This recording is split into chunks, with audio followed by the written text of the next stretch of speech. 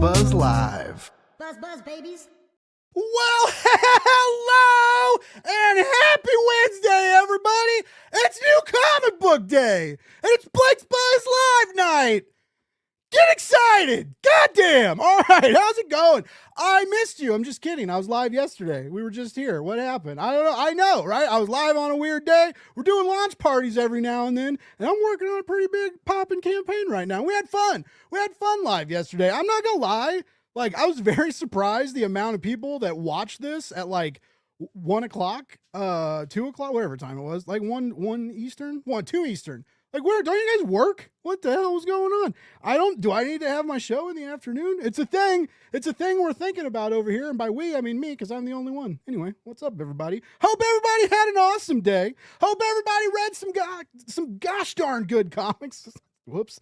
But no, for real, I hope you got some indie comics today. And if you didn't, that's okay, because things are tight, things are rough. And we got some cool ones to talk about tonight that you can pick up or pre-order. Very exciting times. But before we do that, a word from our sponsor, which is really just stuff I'm working on currently because I'm a selfish bastard.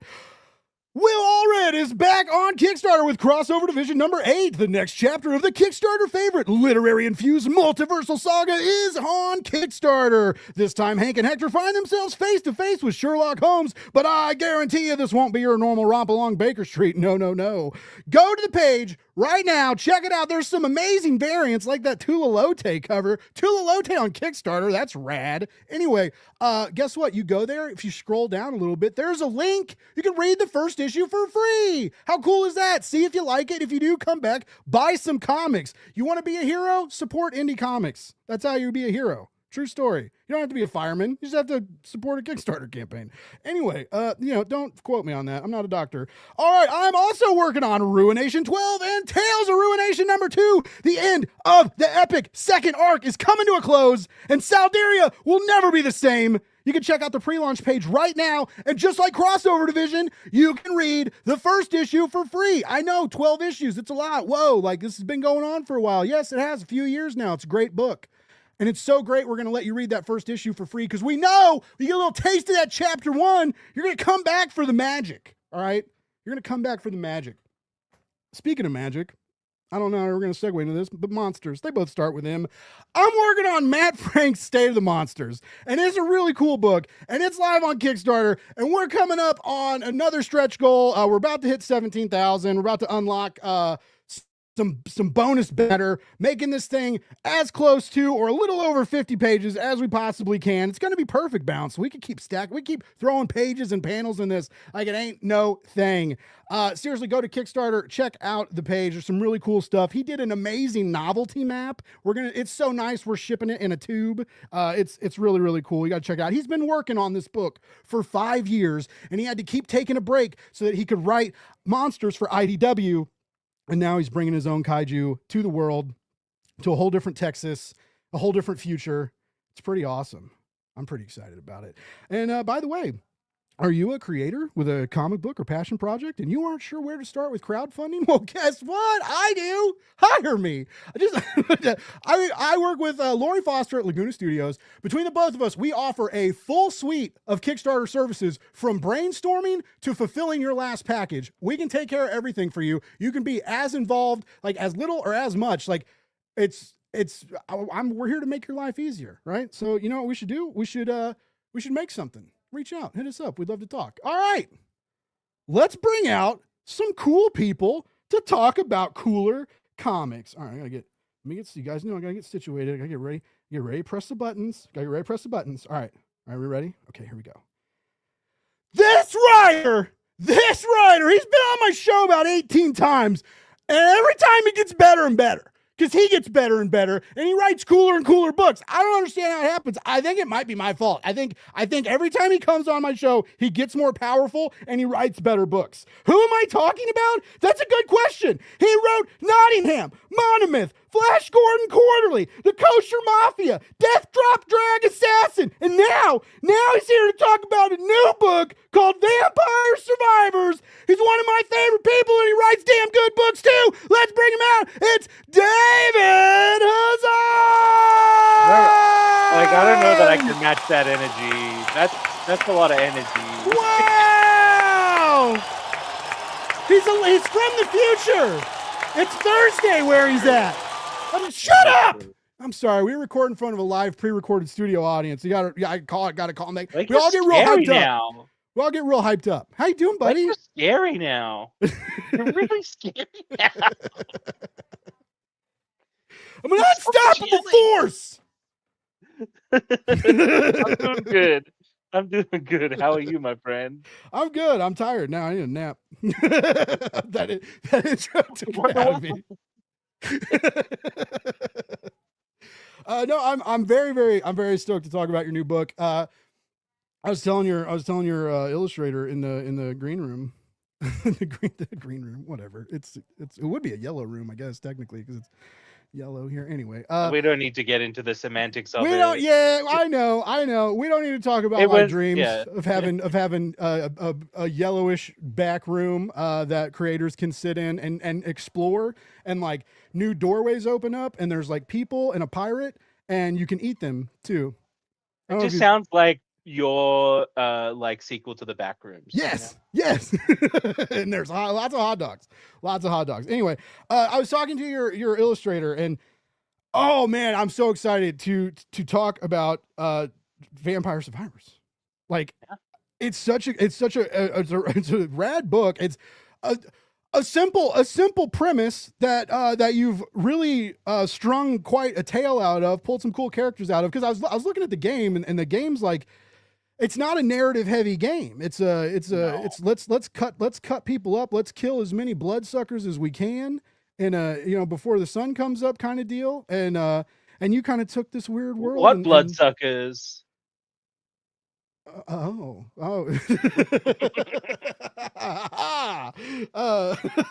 But yeah, I'm really stoked to talk about it. And so to get to that, we got one more guest, folks. We got one more guest.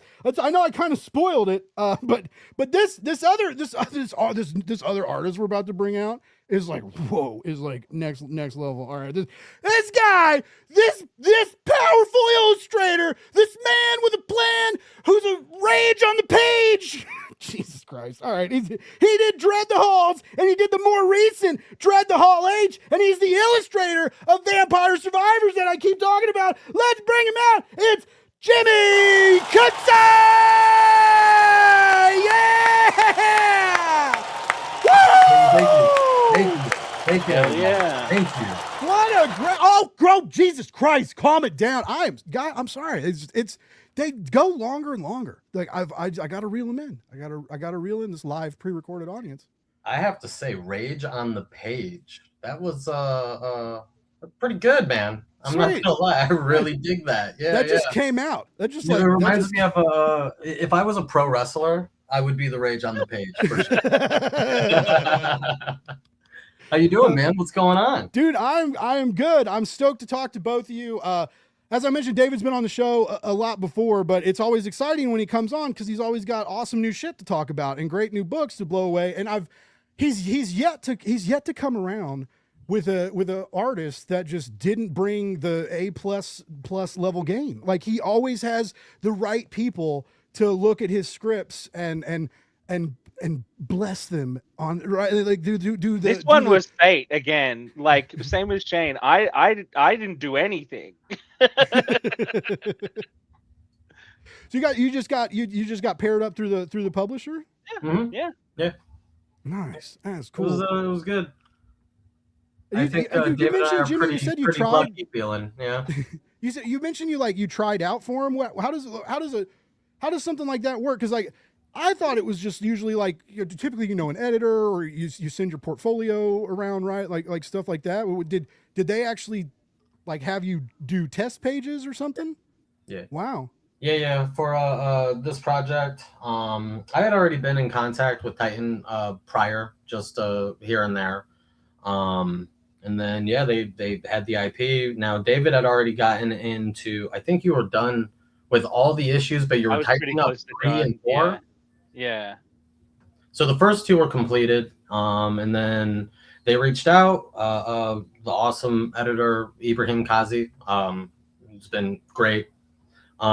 He hit me up and was like, "Hey man, we're doing this Vampire Survivors comic, and we're wondering if you wanted to try out for the licensor, just so that they can get a feel for what you have going on.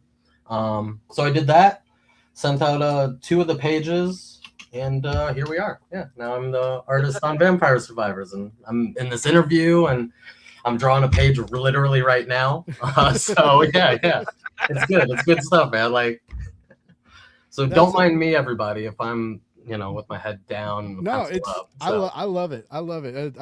There's several artists. Kelly Williams was on the show. Was it 2 weeks ago? He was drawn. Kelly Williams, that guy. It'd be terrible to find out I'm doing something with him. Something new, or in the Flash Quarterly? Oh, you don't even know. Oh, that's exciting! Oh, let's go! Come on, another round of applause for something that you can't even talk about yet, which is fine, but that's exciting. I love him. He's Put it this way, it's something you've seen before. Oh, okay. All right, that's interesting. That's super interesting. Before we get more into it, we got a couple people in chat. I just want to say hey to everybody. Got Kenneth stopping by. Always good to appreciate you saying hey to us, hey to the experience. By the way, we are multi-streaming to so many different places. We are streaming to the EXP to almost over 4,000 people on the EXP network and comic shops all around, which is amazing. We're streaming to my channels, 2 YouTubes, 2 Twitches, 1 Instagram, 2 Facebooks. We're everywhere, baby. The only way we're not is I'm not cool enough to stream on LinkedIn yet. So if everybody wants to go follow me on LinkedIn, if you really want to see Blake's Buzz on LinkedIn, where the real party's at, we can make that happen for like 200 more likes or follows. I don't know what the rules are over there. I don't really care. I don't want to stream on LinkedIn. I don't know why I'm there. It's not a fun place. I didn't know you could stream on it. To be they'll do it. They do it. They want you to put shorts and all this stuff. And, sure, it's social media. Yeah, so they're just like, yeah. They all eventually turn into like a plug-and-play platform where everybody has the same things. Yes. And you kind of like, oh, my reels go on YouTube or LinkedIn, but not Instagram. Yeah. I put them everywhere. I'll take all 25 hits on each platform, please. I scrape by everybody. But also Mad Prophet Tommy saying he loves listening to me scream. I appreciate you. Also, by the way, Tommy and Paul on Tuesday nights, 10 Eastern, do Aggressive Positivity. These 2 dudes are awesome retailers, and because they're retailers, they get the comics the night before, right? So you can tune in on Tuesday nights, find out some cool stuff to buy on Wednesday. Pretty neat, and they're fun. They're fun guys to talk comics with. Also, we got Hydrosylum Comics says his wife plays Vampire Survivors a ton. We'll more likely be picking this up. Well, we love to hear that. I'm pretty sure both of these dudes would appreciate you pre-ordering that Bad Mammer Jammer. You are on FOC right now, or it can be pre-ordered, right? No, we don't. FOC was Monday, but I will say this. All right, I will say this. I don't know how other people's comic shops tend to roll, right? But my comic shop is really cool personally, and I always forget to pre-order comics within the right window. And somehow I still manage to get them when I'm supposed to. So even if you miss the FOC, just ask your local comic shop. Especially if you miss the FOC, just ask them. And then chances are they can put it in, and it might come. Let's sell this thing out. Let's sell this thing out. I was gonna say, there you go. Yeah. In fact, you know what? In fact, only order it now. Okay? Yeah. But I mean, David's such a hot shit writer these days. It's probably gonna get like the multiple print. How many printings did Nottingham get? 12, 13. It got a lot. But anyway, no, it is right. And also, like, I hate the term FOC, and I'm not alone here. I've talked to several people about it, even retail. Nobody knows what it means. Okay, you can't get people to pre-order comics if you pay them and give them away, right? So like, let's make the terminology harder to understand and see if that makes shit work. Like FOC doesn't. It's almost like we didn't need it once Diamond went. We didn't really need it. Yeah, but for some reason it's still there. It's that tradition. It became like leaving cookies out for Santa Claus. Can't not do it. People hate change. Yeah, I do. I don't hate it. I'm terrified of it. It's a difference. I'm a normal white male podcaster who's terrified of change. Okay, it's fine. It's fine. I'm not. It's as a joke. I'm not that kind of podcaster. If I was, I'd have like 500,000 subscribers and be rich. Yeah. That's the grift. Yeah, and you would sound very scary when you shouted. Yeah, I know. Yeah, no, we're not even gonna pretend. But also, what's up, Ian? Oh, someone's tuning in on Twitch. We are on Twitch now. I'm actually really excited tonight because I recently built a gaming PC because I'm terrible with money and it seemed like a great idea, and I'm really glad I have it and it's fun. But I've been tinkering with streaming. I've been doing like late night game streams to like get the tech right, and because I'm multi-streaming through OBS and I might have to like build the scenes and shit. It's a little different. But I've been playing with it and like posting some shorts, like gameplay shorts on the YouTube channel. I was like, man, I'm probably screwing my algorithm. I've had a comic book show for years. Now I'm uploading like video game content and talking about hot dogs. Like no one's going to know what Blank's Buzz is about, but like, views are going up and watch time's going up. And so like, and it's all nerd shit, right? And there's a good like there's a good mix, right? It's a nice mix of nerd. And I love this now because this comic is based on a video game. So now I just have to only talk about comics based on video. Well, it'll be so easy to schedule people every week doing this now. But no, I was really excited because it just kind of crosses into the realms that like I've been living lately, and it's cool. And I kind of mentioned already, you know, you both have taken this game and this world and this idea, and there's not a lot of world building present. There's like branding, right? But there's not a lot of characterization. It's not a plot heavy game. It's not that kind of game. It's like quick, fun, handheld pixel art, mass murder stuff, right? And people love it. Yeah, it's super popular. Not to use the wrong word, but people are so horny for like finding out any backstory, because I think like the fact that there's not much, but there's a lot of suggestive stuff in like really implied in the bits of lore that are in the game, that people are just really, and like everything that I've been seeing, like responses to, you know, the announcement and all the other things, are like people are really excited to get more lore for this game, and we're definitely gonna do that. So hold your horses, and fan favorite characters are coming. Don't worry, there's more. There's so much more. Have you guys did you play the game at all? Like did you kind of dive, because I know David is a little bit of a gamer, and you were playing Diablo for a while, right? And Diablo and this are kind of it's a little third I wasn't playing that much Diablo. I didn't really play much Diablo at all. But you asked me to play it one time, so I assumed you're like, Blake, we should play I asked Diablo. you to play it probably because there was nobody to play. Yeah, because I'm the last guy to get picked on the basketball team. F me. All right, sweet. Yeah. Anyways, David's a fake gamer and a fake friend, but Jimmy's a real one. Jimmy, tell me about video games. Well, I'm not a gamer, but I do play video games. Right? Like, where are they? Did you ship them to me? I couldn't even hear you. What'd you say? StreamYard's been doing this really shitty deal where instead of just letting us all talk at the same time, it tries to mute us. And it's like, oh, is that what's happening? Yeah, it's like if we all laugh at a joke, like because when I'm so funny and engaging and you guys laugh and get into it, StreamYard just wants to ruin the fucking vibe. Cole, you did not miss the hot dogs. It's gonna be okay. We played Arc Raiders together one time, and Cole got me killed, and I lost all my stuff.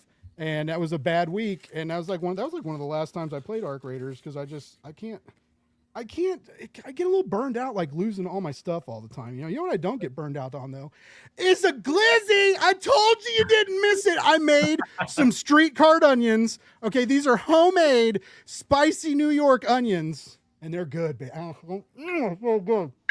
Oh, so good. Oh. I didn't know hot dogs were actually part of the show. That's awesome. Mm-hmm. Yeah, why didn't you ship one to me? What is this? Dude, I would have made one just for this. For this moment, I would have had one. Yeah. It's the only hot dog flavored comic book show online, guys. Probably. Probably. It's funny because for a while, Cole, get off the screen. For a while, I thought that I was original. And I was like, oh man, no one's doing hot dog comic or content. till I started doing hot dog content. Now I'm flooded with hot dog content, and I'm one of many. There are many people. There are people writing hot dog songs, people in hot dog suits, but whatever. But nobody has hot dogs and comics together, right? Not yet. No. That's just you. I haven't seen it. I haven't No. seen it. I have I'm seen gonna a burger I'm gonna tell you a story. comic, but yeah. at Kansas City Planet Comic-Con this year, I got to go, and I went crazy and did 30 interviews in a weekend, and I still haven't edited them. I've edited one since March. I have 29 more to go. And I got some good, like I talked to Dan Mora, and I got some cool people sitting around. Anyway, I had this hat, right? My old job, for a second, I helped launch Comics the Magazine, and I was going to go to C2E2, and I was going to have the issues on me, and the deal was find the guy in the hot dog hat and get an issue of Comics the Magazine, right? So that ended up not happening, and so I went to Kansas City Planet Comic-Con, and I was like, hey, find me, I was like, come hang out, like I'm gonna be at Kansas City, I got the hot dog hat, and a couple people like literally like came running up, they're like, Blake, I saw the hot dog hat from over there, and I was like, hot dog marketing, baby, and so now this hot dog marketing thing kind of started happening, and then so now I eat hot dogs on the show, I wear this hot dog hat, I eat way too many hot dogs, I usually eat like, just on Wednesdays, I knock down 3 or 4 dogs live. Usually, I got 3 tonight. Sometimes I bring 4 if I haven't eaten yet. But I did eat today, so I'm on 3 hot dogs. So just 3 hot dogs a week, right? That's a lot of hot dogs a year, guys. I eat hot dogs other days of the week. So it's just like I don't know what's going on with my heart and arteries and stuff, but I think I'm full of butter. Dude, I feel better not to ask and just go with it. Write it the fuck out, man. I have only good feelings about this. Yeah. That's the message. Never visit a doctor ever. That way you don't know. Dude, it's just freelance, so you don't get health care. Like, let's go. I can't go see a doctor. I had to go sit in a hospital today with my dad because my dad had his second eye done for cataracts. Okay. And so I was like sitting around doing some work in the hospital, and I was like, oh man, that's what it's like coming in one of these things. But I was just sitting there. Anyway, I know everybody was here to talk about my dad. He's doing great, by the way. But no, we're here to talk about vampires and hot dogs and comic books. Oh my! Is this David? Have you done? I'm trying to think. Have you done IP work like this before? I did Flash Gordon. I did a little Flash Gordon. I didn't think that hard. Last year. Yeah. What's it and like? I've done other things that will never see the light of day, but well, we don't want to talk. We don't need to talk about that. But I mean, what's it? Sure, you've seen bits of them at. Were they licensed stuff, David? They were licensed stuff. I mean, just let's get into it. At a publisher that no longer existed, but now sort of exists again. Very strange. Publishing is a weird deal. A clue without giving a clue for everybody out there, huh? Yeah. 30% of our audience knows exactly who I'm talking about, and everybody else does not. Well, what's it like? You've done a lot of your own creative work, your own stories, and you've gotten to spend it's like with Nottingham, for instance, you got to spend like a lot of time in it. Was it 4 volumes, 3 or 4 volumes? Now the omnibus is out. Many volumes. but yeah, it's almost 5. Wow. Okay. So you get to do the rules and like everybody else has to play by the rules, kind of, right? Like, what's it like switching gears? I think my philosophy sort of hasn't changed on licensed work pretty much since I started in this business, right? Because winning the Mad Cave Talent Search is basically an exercise in how to write licensed comics. What you're trying to do is identify A, what people love about the property, B, identify what the creators of the property love about the property, try to merge those things but still have your own perspective.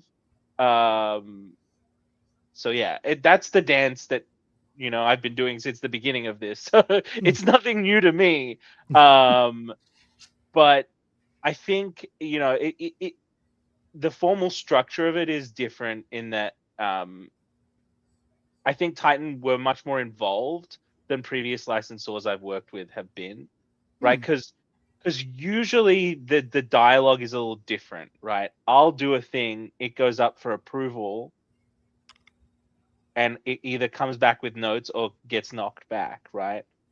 This time there was a little bit more of a back and forth on notes, which is, as a creator, always energizing. And yeah, it's different. Was that a joke? Like, Well, look, like I think it is from the right people who are as okay, you invested can in like learn making from it it. successful. Well, you learn even if it's a note that you've identified is not going to like directly improve what you're doing right now. It really helps to understand what the licensor is trying to get out of it. So you may not action the note, you may push back on the note, but the note itself existing still helps you. Okay. Yeah. Okay. Yeah. For sure. Same with the art side. Yeah. Because like I mean there's a lot of instances, right, where someone will be not even like licensor stuff, but generally when people look at a piece of artwork or a piece of literature or whatever, chances are before it's like new or not new, but before it's finished, you're kind of wanting feedback, right? And a lot of times people will be like, yeah, there's something with this. And they might say what they think it is, but 9 times out of 10, it's for you to decide, like, it's for you to decide if, what am I trying to say here? Let me think. Hold on. Sorry. I want to articulate this properly. Take your time. I got a big bite of hot dogs. All right, cool. But chances are they'll be like, something's going on with this scene here, right? And they'll be like, I think it's X, Y, and Z, right?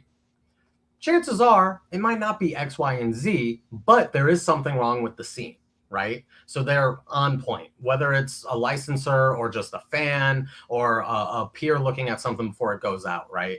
A lot of times people can sense that something can shift here, but they don't exactly know what it is yet. And that's kind of where like I come in or David comes in or something with a little bit more not expertise, but knowledge on the subject, right? Of like whether it's making a comic or if it's doing something for an animated movie or whatever, right? I don't know, I probably said that all wrong, but David, you're better at speaking. Go for it, man. Yeah. So I think like responding to someone's intuition about story is not necessarily a bad thing. I think everybody, like by way of being socialized, has storytelling instincts. And so if they go, I don't like this, they may not necessarily be able to articulate why, but you can go, all right, well, what is it about this that isn't working? How do we, unpack it and rebuild it in a way that works for them? Sometimes that requires asking for more feedback. Sometimes that requires just like a dialogue about, okay, well, I think we can punch it up like this. And then they respond to that idea and that gets the dialogue rolling. So it's like, I find it more often than not a creatively energizing process, because otherwise I'm just sitting in my little cave putting words on a piece of paper, which is I think why I struggled a lot with this one. Like, Oh, really? Yeah, well, it's hard when you're writing all 4 issues of a series before like the artist even touches pen on paper. Oh, it's harder yeah. for me. Wow. Yeah, so there was like some things, well. like at one point in time in like the first script, actually, there's a scene on the second page, and this isn't like a spoiler or anything, so I can go ahead and say this. On the second page, I have to have one of the characters grab another character by the lapels, right? But this character does not have lapels, right? Like there's no lapels on this dude, but he does have long hair, so I have him pulling the hair instead of the lapels to kind of like bring him in close and yell at his face, right? I thought ended up being way funnier anyway, right? Like it's so much funnier to grab someone's hair, especially if we're talking about siblings, maybe. to bring them on in and then We just can have say like that. the I think we brother can say that. waving at somebody, right? I was Like, telling Jimmy, David, in the green room, because this was the first time I'd seen Jimmy's art when I got to read the first issue of this, and it's just, dude, I know I'm not supposed to say the F word, chat, but like it's fucking gorgeous. Like you guys can say it's supposed to be like PG-13 rules, so I get like 1 or 2. If the guests do it, it's not my fault. Okay, I already did it. Okay, so here's an example. Here's an example, right? If I had seen Jimmy's art before I'd started writing issues 2 onwards, Okay. there would have been 50 million times more sound effects for you to draw. Yeah. Maybe a couple more double page spreads too. Lord knows I hate a double page spread. That makes one of us. I low key when I saw that. Go ahead. Yeah. It's faster to write, but I'm like, I only have so much space, buddy. Yeah.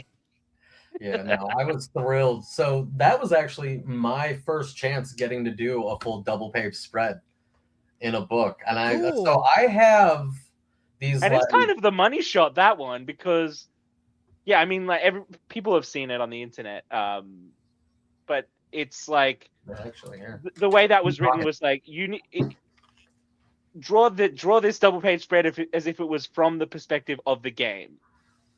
So like, I think he's gonna show. The game is all about them being surrounded by hordes of monsters that they're trying to kill effectively with their auto attacks. So like, yeah, it was so crazy.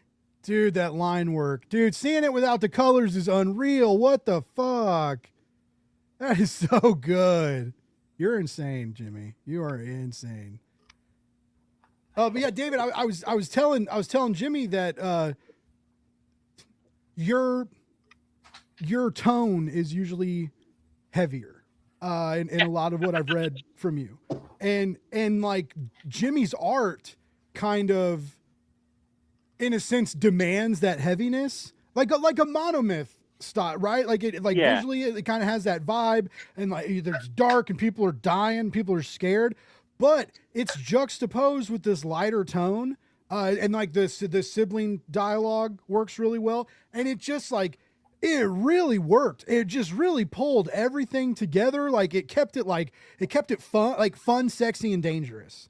And I feel like in comic books, those are like 3 things that you want, right? I mean, like you don't want your book to be like lame, ugly, and safe. Yeah. True. But like it really is working. And you have to fight them and be like, what if you didn't make this lame, ugly, and safe? Sometimes.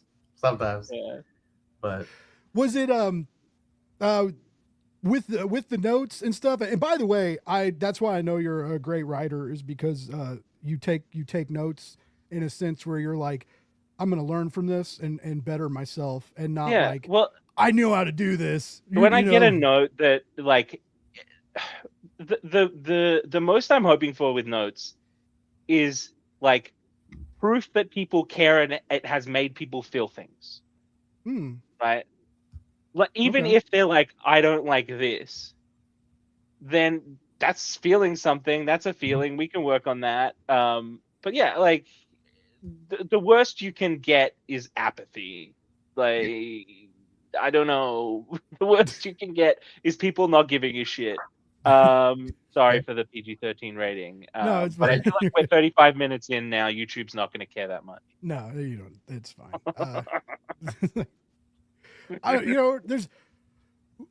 may say some weird stuff, but the tone of the show is always positive, is always welcoming. It's we're not we don't have a doom and gloom show here. I'm not screaming for people to get out of the country, right?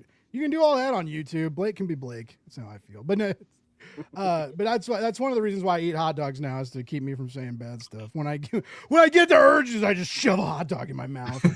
I've gained like 80 pounds. I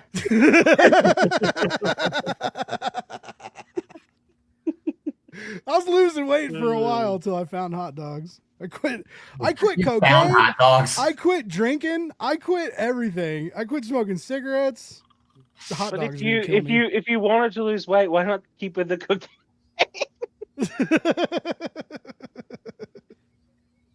I mean, I don't really want to lose weight. I mean, I kind of do. I'd like to look better with my shirt off, but I don't want to like work for it.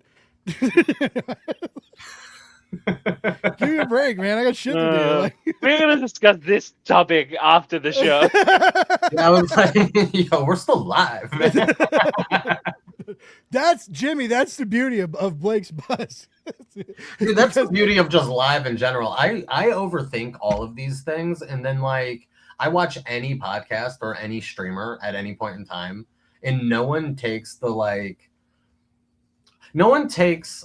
this as serious as like in a good way, right? As serious as like a TV interview or something. Where like for the longest time, that was like my mentality. So I would like be shaking and shit before I started any of these podcasts. Oh no. And then eventually, like you just realize it's just a couple of dudes talking, man. That's mostly what it is. Yeah. It's all of it. I used to get kind of in my head about it because people would David has made fun of me about this because I know there have been times where like it's been like 35 minutes into the show and I was like, oh yeah, David's here to talk about a comic. And so sometimes it takes us a while to like talk about comics, but I used to be like, talk for 3 more hours. True. And by that point you should know that I enjoy your company. There you go. But I always worried because I would like a bigger YouTube channel, right? I would like more metrics. It'd be cool. It would help with work to have more YouTube subscribers. But I used to be like, are people watching this or not watching it because we don't talk about comic books enough? Is it like, am I weird? Am I loud? Like, yes and yes, but like, is that why? But I like when I talk to the creators, like everybody's like, no, dude, I love that. I love that I come on your show and you have not written a damn question out beforehand. I love that I come on your show and we may end up talking about my dog and what I cooked last night. Right. The last time I talked to Steve Orlando, he said he had to go, and then he ended up hanging out, and we didn't even talk about Scarlet Witch. We talked about cooking for like 45 minutes, and it was right, and it was like but I found out like people like that. People like even the comic nerds. Pretty like sure they Steve like is written in. for Epicurious. Like he will gladly talk about food. Right, yeah, right. I love that. I miss him. I think he was a wine salesman for a time. I think so. Yeah. Yeah. He did. Crazy. Because I asked him because I thought it was weird because he did a food article not long ago, or he was doing something with like an air fryer. I can't remember, but like I was like, why are you writing food blogs and Marvel comics? I was like, what is that? I was like, are you okay? Are you still in Marvel? I was like, he was like, no, man, I've done this for a while, and I didn't know that. But yeah, anyway, so it's I think it's good. I think it's good that we remind people that like you're people too, and comic books are people, right? Jimmy's not just a mindless drone to get pages done, but also get that fucking page done, Jimmy. Damn. Damn. I was so excited for you to be a mindless drone getting pages. Hey, some days that's exactly what I'm at. It feels like it, for sure. Yeah. What your art is very detailed and it's very clean and crisp. What is like what did that 2-page splash take you? Like what was your work hours like on that piece? Okay, so that one's a bit different. I did knock that out in 10 hours. Okay. So I just did it in one sitting. Wow. Fun story. I did that the day before I had to fly my mother out to New York City to hang out with my sister for the first time since she moved out there. So I was on the verge of canceling the trip because deadlines, everything else, right? And my goal was, my mom drove out here knowing that like, hey, tomorrow we might not go, right? We might not go to New York City. It's fine. I already had insurance on the tickets just in case, did all the stuff as soon as I got the project, because this was already pre-planned months ahead of time, right? And then I got the gig, and then I went through the whole thing where you spend extra money to have insurance to cancel if need be, or move it or whatever, right? So she comes here fully knowing that like, hey, maybe we're not going to make it. But no, I ended up knocking that out in one sitting, packing, getting in the car, driving out to my airport, and then flying out to New York City all in like a 15-hour period. Wow. So I knocked that out, and then I ended up doing like 3 pages while I was in New York, because that was just a work thing for me while my mom got to see New York City for the first time and everything else. So it was cool. It was cool. Love you. Yeah. Does your portable setup differ from your like how you draw when you're at home? Oh yeah. What do you take with you to draw? So lucky for me, I've spent a lot of time on like the con circuit. Mm-hmm. So I've gotten used to having to draw with just the bare essentials, right? Now, normally for cons is 9x12 as like the max. I'll never do like an 11x17, where I work 11x17 on the book. So for New York, it's a little bit easier to travel and work from, just because it's my sister's apartment. So I ended up getting like a $40 like drafting tabletop thing for a table, if that makes sense. It's like the thing that does this, but tabletop standard, whatever. I don't know what they're called. But I got one of those. I have a thing that does this. I'm just joking. Yeah, exactly. It's one of those things. Sorry. I don't make enough money to buy one of those things either. You gotta be a rich man for that kind of passion. You gotta be rich, bro. You gotta be rich. But no, so that whole setup it's just a very basic angle table thing that I throw on another table, and then I literally just have my art supplies just scattered all over a kitchen table, and that's it. Yeah. Okay. Yeah. Now, when I'm at home, you ever have digital parts of your process, or you like 100%? I do my layouts digitally. Yeah, use AI. I hear AI is the new rage. You guys do that? No. You guys use it? You guys do that? You guys use that AI? Funny, it's too hot in my studio right now because I was gonna wear this. Let me see, where is it? Just so I could have this pin up. Nice. But I'm sweating bullets in here right now, so this is going on. No, you go. And I hate AI. Dude, I think everyone, you either hate it or you are indifferent to it, which I don't know any business where indifference or hatred is a key to success. So we'll see. I will say though, oddly enough, like almost every boss I've had in the industry, I've been encouraged to use it. Not visual, like everybody knows like AI visual assets are death. Like I mean, you got to be oblivious to use it. I mean, like I've just all the AI slop in all the Facebook comic book groups that's like sweeping the nation right now. It just feels like I've been leaving so many groups because it's just people are posting all this AI crap and none of the mods are calling it out. And some of the mods even protected it. They were like, God damn it, someone's saying gross stuff in the chat. You can leave. Sorry, always happens. That's another good thing about being live. And being live and getting a little bit more popular. You gotta pay attention to the comments because sometimes people come in and say gross stuff, and we don't like gross stuff here. We don't. I like delicious things like hot dogs and loving people. So hot dogs and love. Hot dogs and love, baby.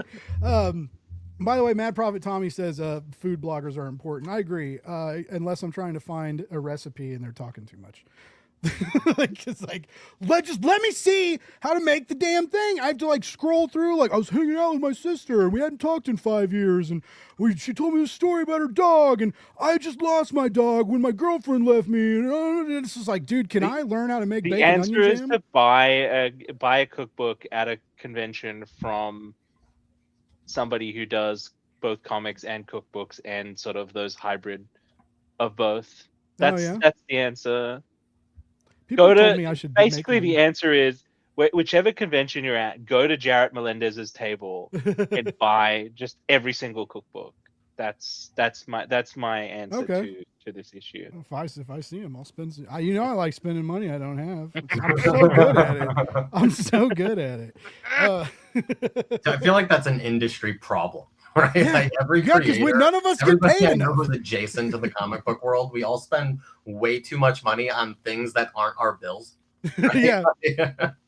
It wasn't that I think that's the price of entry, really. Yeah. I think so, yeah. Well, and what's so like, I do a little bit of design stuff now, right? So like I got hit with a $200 for my yearly Envato subscription, even though I emailed them and I was like, I don't use your AI stuff. Can I get a cheaper subscription? And they were like, no. And I was like, well, you're lucky I use you for all my clients, you bricks. But like, so like 200 for that. I'm paying 70 a month for Adobe now, which is so great. Oh man, I love that. That makes my life so great. That $70 a month is just gone. And I think everybody pays something different because I don't pay that. Yeah, cool. That makes me happy. Like it's weird. I think everybody has a different a different bill with Adobe because everyone I talk to pays a different rate. Well, I think it depends on when you sign up, and then there's like once a year you can like try and cancel, and then they'll be like, oh no, if you stay, we'll charge you less. Yeah. So like I'm kind of looking forward, and I also heard you could lie about being a student, but anyway, I've made a lot of money being able to do smart object stuff because I build a lot of Kickstarter pages, and being able to make mock stuff for Kickstarter pages like is a skill that's very useful. Like, and so like I'll be like, yeah, I'll make you a hardcover. I'll put whatever you want on a goddamn cup. We'll do it, right? Like it's right. but so it's I get the money back in a way, but it's just stuff I never, I paid for Canva for a long time because I just needed little tiny stuff, and now I'm getting like bigger jobs and getting hired by like real artists to build their Kickstarter pages, and it's like I can't build you little hang me on the refrigerator Canva graphics anymore. I had to level up, which is cool, right? It's I'm learning new shit, and I'm doing cool things. But yeah, I never thought I'd have to like I'd be in like that element of the creative side. That's cool, though, man. Yeah, I hope it is. I mean, thanks. That's awesome. I'm all for people doing more creative stuff, especially now with the whole AI thing. Because, dude, this whole I don't understand offloading your brain to do any task. Like, I'm a firm believer. I'm sorry, someone might hate me for this. I believe you're supposed to have to send a boring email from time to time. I think it's a good exercise for you and your brain. I almost cussed again, but for you and your brain to have to deal with a bullshit email, to have to sit there and, oh, what am I actually got? It's good for you. It's good for you, bro. It is. I'm sorry. It is. It's like it must be if the opposite is also true, which all of the research seems to suggest that the more cognitive load you offload onto the machine, the dumber you get. Well, the dumber you get, and the more you're just training this thing to be more human.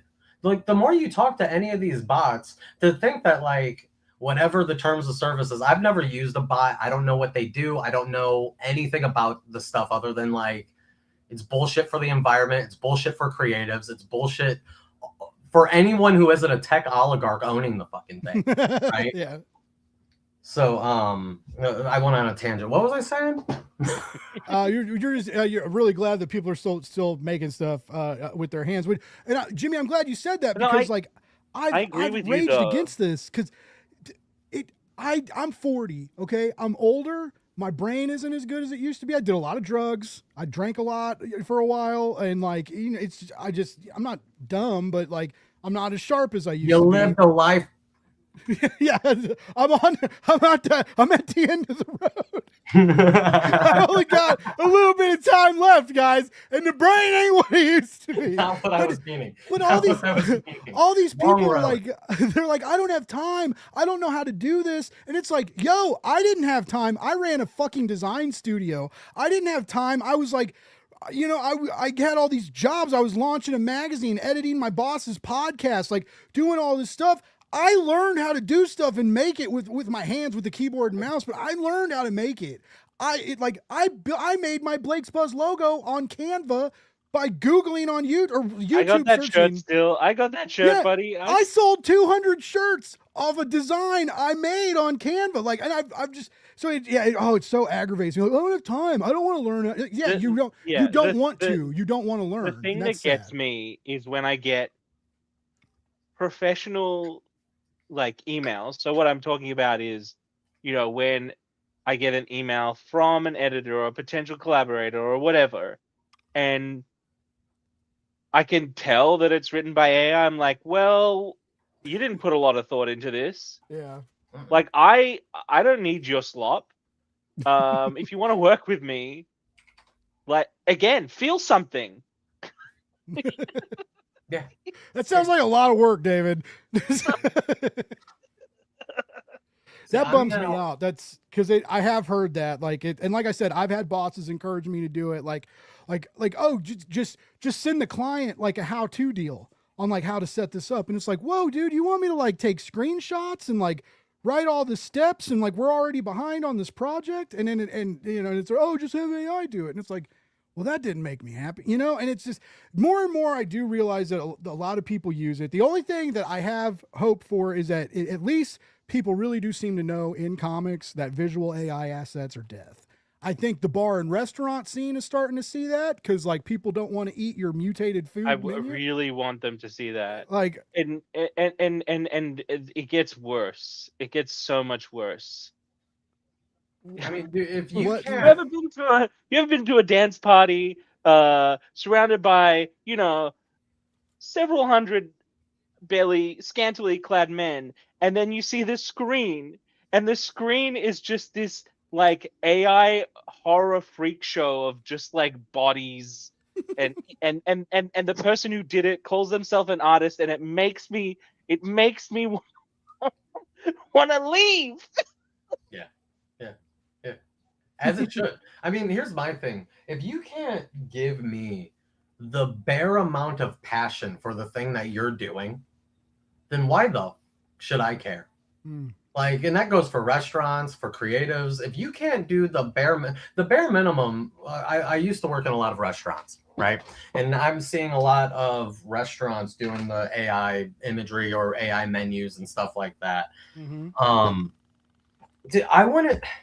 My thing is, if I can't trust you to hire someone to just design a menu, how do I know you're gonna hire someone that's worthwhile for the kitchen? How do I know you're gonna like? Why would anything be worthwhile? Why would anything be of substance when you don't care enough about the small details, right? And personally, I don't think the menu of a restaurant is a small detail, right? No, it's not. You don't even have to have pictures of the food. No. Most nice restaurants don't have pictures of the food on the menu. The nicer the restaurant, normally the less there is on the menu. Yeah. Yeah. It's just I would say I worked in the service industry for almost 8 years. Yeah. And they strung me along, man. They were gonna make me into a bartender, and it did at this bar. It was in its prime. They made so much money. Oh my god, they made so much money. And even as a barback, when I started barbacking and being a bouncer, I was making decent money. But it was they took pictures of the food. They'd have the good cooks come in when the new menu came out, and they'd make the stuff, and we'd test it as a staff, so we knew what we were going to serve or what to sell to the clients or to the customers when they had questions.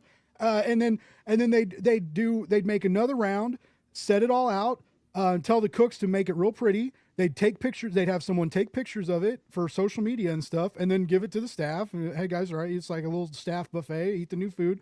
But like that was a small nothing bar, right? Well, not a nothing bar, but it was a normal place, you know. And it I see it more and more. Like, first of all, it was all the cheeseburgers looked the same.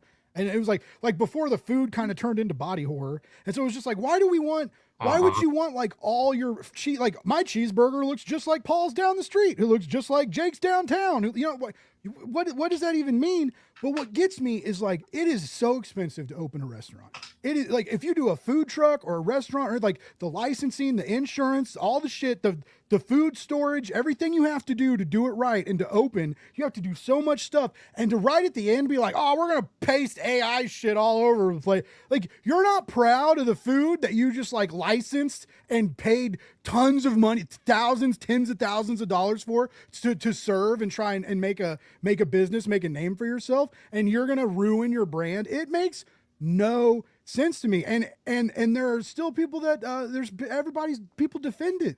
Like the whole new deal is people are getting mad at people yelling at mom and pop restaurants. I know we're not talking about comics, folks. I'm sorry, but AI sucks and it's invading everything. And if we don't yell about it, we're all going to be talking in ones and zeros. We're going to be beep booping. Is that what you want? You want Blake's buzz? Beep beep boop 1001 I mean, it's kind of already happening. I keep seeing things where people claim that people are taking the style of like ChatGPT in their writing because they've been using it or seeing it so often that they start incorporating it into their like. And I don't know if that's like primarily a corporate thing where you're already using it because your bosses are asking you to or whatever. So then it's like anything. If you, as a creative, right? If I watch nothing but Digimon, my character designs are going to have a flair of Digimon in the design, right? So I wonder how many people are like ripping ChatGPT's style. You can't really call it that; it's not. But like that form of speech, and just utilizing it and not thinking about the fact that they're kind of like silencing their own voice without even using the fucking bot. Freaking bot. Dude, that's crazy. That is crazy because it is. It's well, and like you guys mentioned, there's studied and metered that they can track at cognitive decline when you use it too much, right? And not only that, there's the people dating it that have made intimate, that have found intimacy with it. And which is funny because I used to make that joke all the time because I'm 40 and I've been single for a very long time, and it's just like, it's just kind of how it is or whatever. But I always made the joke, it's just like, AI sucks. I don't even have an AI girlfriend. Like really, like all this cool stuff. I don't even have an AI girlfriend. I don't even have a sycophant that fake loves me and looks like a weird anime chick, right? I can't even live in my own version of Cool World. Okay, I can't be Brad Pitt. Tell me I can't be Brad Pitt and screw cartoons, right? That's what it should do. It should do my taxes. It should let me screw cartoons. It doesn't do either of those things, guys. That's all it should do. Can we clip that? Cool. We're gonna clip that for later. Good. That's the viral moment you've been speaking this entire show so far. I mean, I've yet to have I've really had no one on that's really ever been like embraced it, but just like Todd McFarlane kind of said the other day that he didn't really see a problem with it, right? And it's a tool to be utilized, and when people like him say that, that's very scary because that's a hop, skip, and a jump away from being like, we don't really need 20 designers and artists to make all these toys when we can just tell AI to model it, and it's you're getting into like scary kind of territory here. And so I just I apologize for the rant, everybody. I know, but we gotta keep reminding people because it's either shut up and let it happen, and if we do that, it's gonna invade comics. It already has. Valiant's already using AI assets to advertise on Instagram. Yeah, they got caught. Crazy. And so like we're already seeing. I see Kickstarter. I see AI Kickstarter ads for new Kickstarter comments, and I usually check them out, and the page doesn't look like AI and looks like it has real art, but they're using AI to make their meta ads. And like, I'm sorry, but like we talked about, like, if you're advertising this thing you're supposed to love, your baby, you're advertising your baby with slop. You're spitting in your baby's face. Yeah. Like it's crazy. So anyway, but you guys aren't doing that. You're not spitting on any babies. You're not making any prompts. You're just drawing awesome shit, writing killer scripts, being awesome dudes, living the dream. I'm taking an hour out of my day at the prompt factory just for you. I will say this though, and we could probably pin it after that on the AI thing. I will say that if any of the publishers, again, I think you're right. I think the publishers largely see that people hate it. The consumer either dislike it or they are indifferent to it, which is not good for business, right? But I will say, if the industry did move towards an AI based, like where publishers are just using AI, then you know what? Let them. They're devaluing the product, so much that. Go ahead. What? they're devaluing the product so much that it's just not going to be the people are going to buy this. That's what I'm saying. And you know what? All those people that used to buy books from major publishers, they're going to come to people like David. They're going to come to people like me, who are going to still be working and still be creating comics for the people, made by people, right? No, I think that if the industry decided to do that, it would immediately implode, and then you would see a crazy boom of independent creators turned to not so independent creators overnight, because the new industry would literally just be Kickstarter as the company that everyone is just working under to produce all their stuff, right? Yeah. Again, I don't think that that's what's going to happen, but like I trust that the fan base for comics, just with seeing how like hateful they actually can be over this, it shows their passion for it. It shows how much they dislike something, and it shows how much they love something too. Yeah. And if they're willing to love this as much as they do, which David, I know we've talked about fans before, they love this stuff, man. They're not going to let AI take it over. They'll just move to something that they do like, and it'll just be us creating more stuff, and that's it, right? Yeah, I agree. It's I'm going to add one more deal just because you kind of mentioned it, but I do work with Laguna Studios. I partner with them. We do a lot of we're doing the Matt Frank's State of the Monsters right now, and they also do they're a fulfillment studio, and so we do a lot of stuff together. And they just opened a comic art school in Texas. They like the front part of their warehouse they turned into like a indie comic storefront and art studio. And they do like you can go do like painting classes, and like comic people come and do signings and do lectures and talk about art and do kind of like mini seminars and shit. They've got the colleges, the local colleges reached out and wanted to send them interns. So now they've got like some art student interns, like illustrator interns, graphic designer interns and stuff. None of them use AI. All these 20-year-olds are like, screw that. Yeah. I want to make real art. I want real shit. I want real passion, real humanity. And like that made me so happy. Anyone who wants to do this job, like it blows the AI sycophants' minds when I'm like, no, I want it to be hard. Like writing shouldn't be easy. And some things are easier to write than others because of practice, or because of, you're into a particular thematic thing, or you just like the idea just falls into place in some way. But like, if you don't enjoy the struggle of trying to figure it out, what are you doing?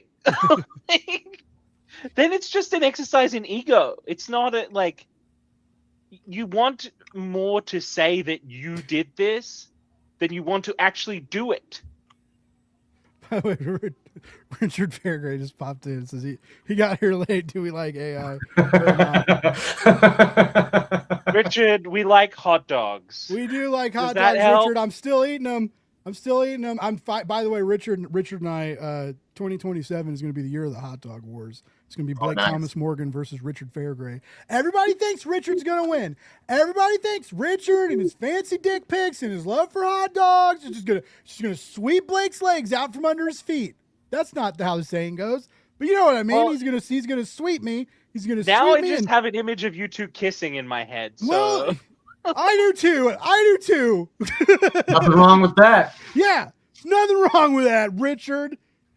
Damn it. Anyway, love you, Richard. I mean, this bite goes out to you, big guy. They're cold as fuck. These are cold hot dogs. All right. Oh, the onions are cold too. They still taste good though. What was he saying? He left a Wilco concert early so he could get to the hot dogs fat. All right. He also ate hot dogs off the floor and got sick. That's his excuse for why he's a bigger fan of hot dogs than me, because he ate rotten hot dogs when he knew they were rotten and he knew he shouldn't have eaten them, and he got He's sick. a bigger fan, bro. Like I don't need to hear I like you, Jimmy. anything else, man. That's a bigger fan for sure, dude. Yeah. Like you might like a clean dog, but that guy it doesn't matter, bro. It's like I need the avocado hot dog, the clean dick hot dog. Yeah. The You carrot guys hot know dog, that? did You guys see know that? that's what avocado tastes like? Yeah, you do know. All right. Anyway. Oh, I'm gonna respectfully abstain from commenting on. Speaking about respectfully, I'm gonna respectfully. We got that's a bad segue. What am I doing? All right, David. David has put me back on the rails, and we've just got a brand new trailer. That wasn't the intention, but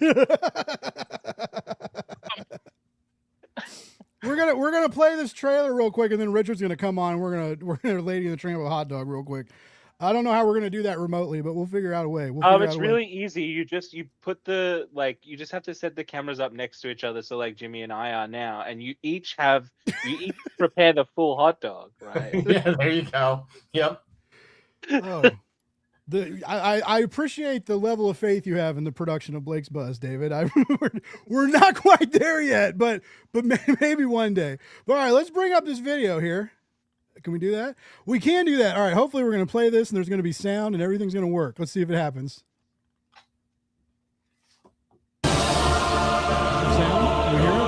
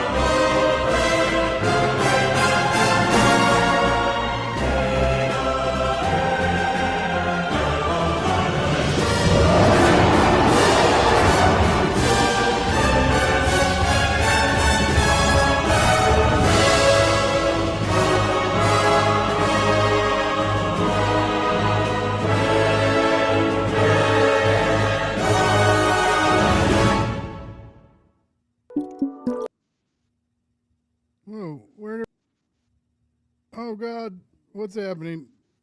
There we go.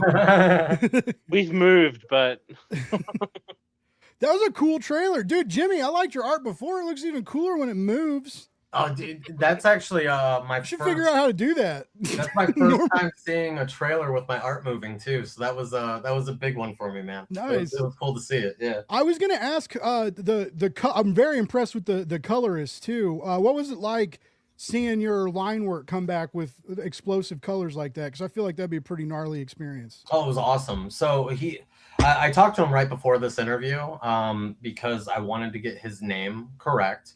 He asked me to just refer to him as John because that's what he goes by with English, right? So I'm going to refer to him as John from this point forward, but John is not written anywhere in the comic. Okay, so like just keep that in mind. But no, working with John has been great.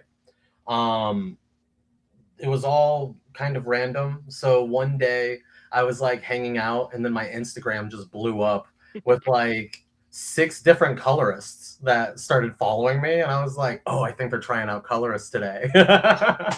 So then, he got in contact with me after he got the project and got the gig and was, just kind of did a short little, hi, I'm going to be coloring your stuff. I checked out the issue. It looks, yeah. So it was awesome. And then once we actually got the book back, I mean, that first page, like, I think the trailer did a really good job with the lightning and everything, like showing how intense it was. That was enough for me to just be like, okay, we're safe. We're good. Just go do your thing. Have at it. We're off to the races now. So yeah, no, it was super exciting to see John's work on mine. Yeah, very cool. Jimmy, we got Austin Allen Hamlin, who's a creator with Source Point Press. Says he met you years ago at C2E2. He got a primal print from you. Oh, hi Austin, how are you doing, brother? That's cool. Small world comics. I almost got to go to C2E2 this year. I quit my job. Okay. That's twice. Last year, that's my home show. So yeah, are you from Chicago? Kinda. I lie and say that I am. I'm actually from the state right next to it, which sucks. But no, yeah. So you're kind of a Midwestern guy. Yeah. Yep. I'm in Kansas City, the Missouri, the cool part, the Missouri part. Okay, cool. Yeah, no, I'm out Not the of shit Indiana. Kansas part. Yep. No, that's yeah. I hear C2E2 is I'm learning a really lot great more show. about where you live from Ted Lasso. That's what I. Right, dude. All right, I know. Damn it! Now we're gonna get sidetracked again. That was so crazy. I haven't watched the new episode yet, but that first episode, like, I've driven around that stuff all my life. Okay, like going to UMKC and stuff. Like I worked downtown for a little bit. I used to work at the Sweatshop Bakery. That was terrible because when I was a bouncer, I tried to play my hand and ask for more hours and ask for a bartending shift and didn't get it. And so I put my 2 weeks notice in and got the worst job, then begged to come back like a couple months later. Anyway, but I've driven all over that, like, and I've seen these things, and it was so different to see it from like a cinematic angle, from like on a screen like that with, with professional editing and good music and like these phenomenal actors. And like when they were in Kansas City, like, dude, their press was everywhere. They were going around to all these bars. Like you could go out and like go to the places where they were filming and like stand around. So it was like it was a big deal for the city. And so it was That's really, what really I feel cool about the Matrix.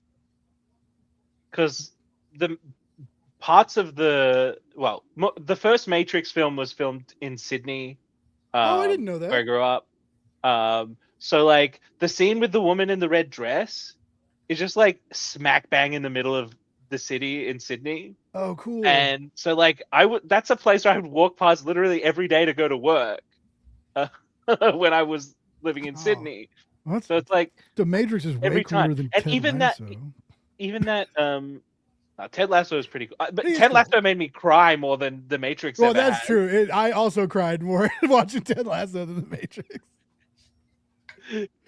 God damn, I love when Neo finds out he's the one, though. Like, I will never forget that cinematic marvel. Wait, that's what Neo stands for? But like the scene where it's like raining and it's the street that he like they open the door and they're like, you can get out now. Yeah. And I'm like, oh, that's just like down the road from where I used to work. Like, oh wow, that is cool. That's really cool. Yeah. So to you, yeah, it's a cool feeling because it's home, right? And it's just Kansas City feels cool, and we're in the Bible Belt, but we're like a very blue part. The city votes fairly liberal, but you drive 20 minutes in any direction and you run into gross people. But like, so we're kind of this special nugget in the Bible Belt, and the city is real big on art. We do like this Plaza Art Festival, and a lot of artists have moved here because it's so much cheaper to live in the Midwest than on a coast and stuff. And so, anyways, it's cool seeing the city celebrate. I love barbecue and I love food, right? But it's, Kansas City's more than barbecue. We're more in the Kansas City Chiefs too. I mean, and I also love that. I love that Arrowhead did not make any appearance. I thought that was kind of cool. They focused on the Current, the women's soccer team, which like I've really been wanting to go, and Ted Lasso made me want to go more. But I didn't realize till the other day it's like the most advanced stadium in one of the most advanced in the world. They built for this like women's soccer team, and which is was kind of like, it was very not normal, right? It was that's usually reserved for like the major teams, the World Cup men teams and stuff. So, anyways, we do some cool stuff in Kansas City, and we're not the red hat wearing weirdos that a lot of people think we are, and so it was cool to see that part kind of shown so wonderfully. Because Ted Lasso is it's beautiful, it's wonderful. Like even when it hurts you, it makes you feel good. Like it's just I've never like, seen it, so I've only heard oh good my things, God, so Jimmy, like, leave right now and go watch it. It's fine. I love you. I don't have Tell us Apple where to. TV or whatever. It's Apple TV, right? Yeah. Yeah, dude, I'm not buying another streamer. No, that makes sense. I'm sure Ted Lasso is good. It's not $24.99 good. No, the only reason my parents I've even tried. I've been like, Mom, Dad, like I have a VPN, like I'll show you how I can steal you stuff. Like they pay for every streaming service. Yeah, it's kind of cool, like for me, because I can use their password. Yeah, you got that login info, but yeah, as far as the wallet goes, one VPN is like $20 a year.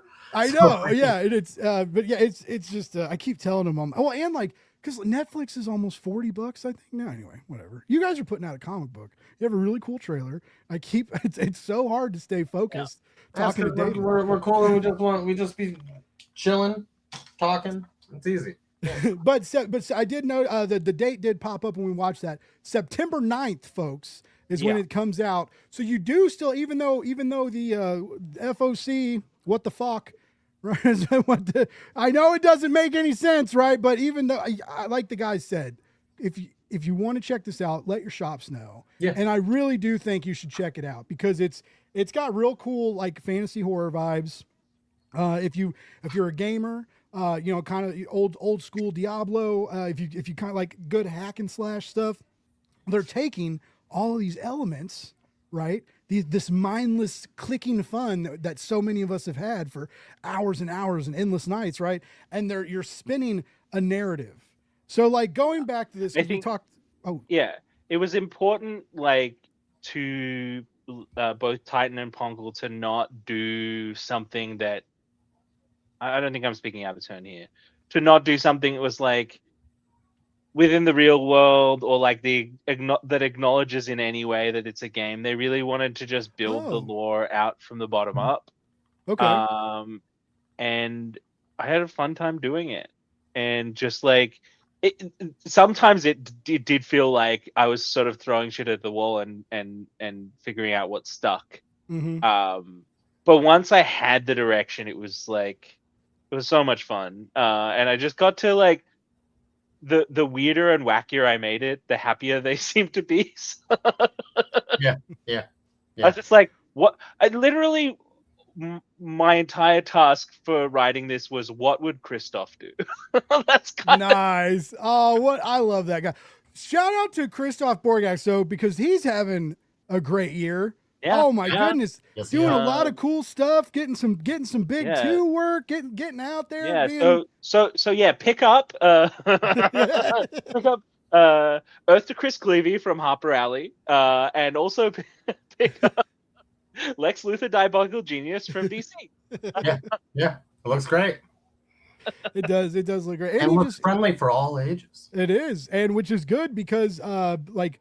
What did I just shared a status about this earlier, but it was like 40 reading levels have dropped like 40% in the last few years because just people don't read anymore. No, what? It's almost as if when you offload your brains, your children think it's do the same thing. That's weird, right? And so I say this all the time because I usually make the joke that it's like the cigarette companies, you got to get them when they're young, but it's like comic books. It's not a joke. No, I'm serious, Blake. You don't think executives of these AI platforms are sitting in rooms going, how do we get in on the ground floor? AKA, how do we get children being addicted to this stuff? Yeah. You know? Yeah. If coffee companies can do it, so can AI tech oligarchs. Coffee companies, vape companies. Yeah. Like, what are we talking about here? Dude, even have you noticed even the squirrels in America are addicted to vapes now? Have you guys seen this shit? Because so many people throw out vapes, and they're all disposable now. But anyways, squirrels find them, and they have like a fruity flavor to them, and so squirrels have figured out how squirrels figured out how to vape, and they get addicted to nicotine. I swear to God, I don't think I was dreaming. I really did read this article, but it was like it is true. So, yeah, are you checking it out right now? I see your eyes bouncing as you're like doing your own research real quick. Right here, I'm like, that is true. David's like, no way, Blake lost fact checking you. Hold on real quick. Let me just hold on real quick. The fact check is here. Do we want to start a debate? How do people feel? Yeah, so it's just like GPT if it's real. It makes me want to know. Actually, hey, chat. Does this really happen? Do squirrels really? And then it'll be like squirrels aren't even real. Squirrels went extinct 25,000 years ago, Blake. Yeah, there's no such thing as a fish, sort of. A squirrel. Oh man, I had an old job I used to have to unscrew AI because we had a client. I was getting to write comics, and I ignored working for bad people because I was getting to write comics that were going to be released through Lunar, but I was having to take AI scripts. The art was already done, and then rework AI scripting into art that was already done into a new script with new dialogue that then the client would AI screw up again just so that he could like fix it or be a part of it. And so, but I mean, yeah, that was, and I ignored it. I ignored it, guys, because I was like, I'm getting to write comics, and then I was getting flown out to SDCC, and it was like, I'm getting flown to SDCC, and then I got fired, and I didn't get to go to SDCC, and they took my name out of everything. So that was fun. Comics are great, though. They really are. You could just sometimes work for the wrong people, but then I learned a lot at that job, and then it got me a better job, and then I quit that job. And now I'm screwed, but that's okay. Now I work for myself, and I know a lot. I know a lot more, and you know, but it's whatever. But yeah, it's just make stuff, guys. Just don't let yourself get stupid, and please read, and please get some of these all age comics for the young readers in your life, like because they're great gifts. I guarantee you, like. Every kid loves getting a toy, but like getting comic books for like a birthday or Christmas, like. It's pretty cool, and it's literature. Manga and comics are literature. They count as reading. They're studied at the collegiate level. They're academic now. There's nothing different than a 500-page, literary fiction novel and an omnibus. You're learning new words. You're learning how story functions. You're learning, like, you're cognitively exercising yourself, figuring out, panel to panel, page to page, keeping track of characters. And growing with them. So it's just really, really encourage you to do that. And if you're if you're our age, if you're older, if you're old and useless like me, then you need to get this book we're talking about tonight, because it's a little bloody, it's a little violent, it's a little mean. I don't know if the kids would necessarily be like, I think it's probably pretty close to the most age appropriate thing that I've ever done. Like, it's violent, but there's not a lot of like gore, I would say. No. Okay. No. I tried to be fair, right? I didn't go fair, like Invincible. Okay. No, we're not. That's not what we're trying to do. And even there was some foul language that I ended up having to go over again. Most of the foul language was in Italian. And I went over again, and I made it a little more age appropriate. Yeah. So, but like, it's interesting having to like take an "oh fuck" and make it an "oh frick" in Italian. Yeah. Well, it's like now. So You're not seeing. I don't think this is bad to say. I think this is so. One of the this was a few months ago, right? When I was first laying out the issues and everything, we have one character say the F word, and it's like a big deal, right? It's a big moment, and at first I had I do a lot of my own onomatopoeias, thanks to Chase, who does all the ones that I don't do. Yeah. Because there's a couple that I'm like, really, it's not working with the composition. He figures it out. It's whatever, right? But there's one onomatopoeia where it was just the F word, like F-U-C-K, right? Fuck. That was just huge in the back, and that's gonna be switched to fang.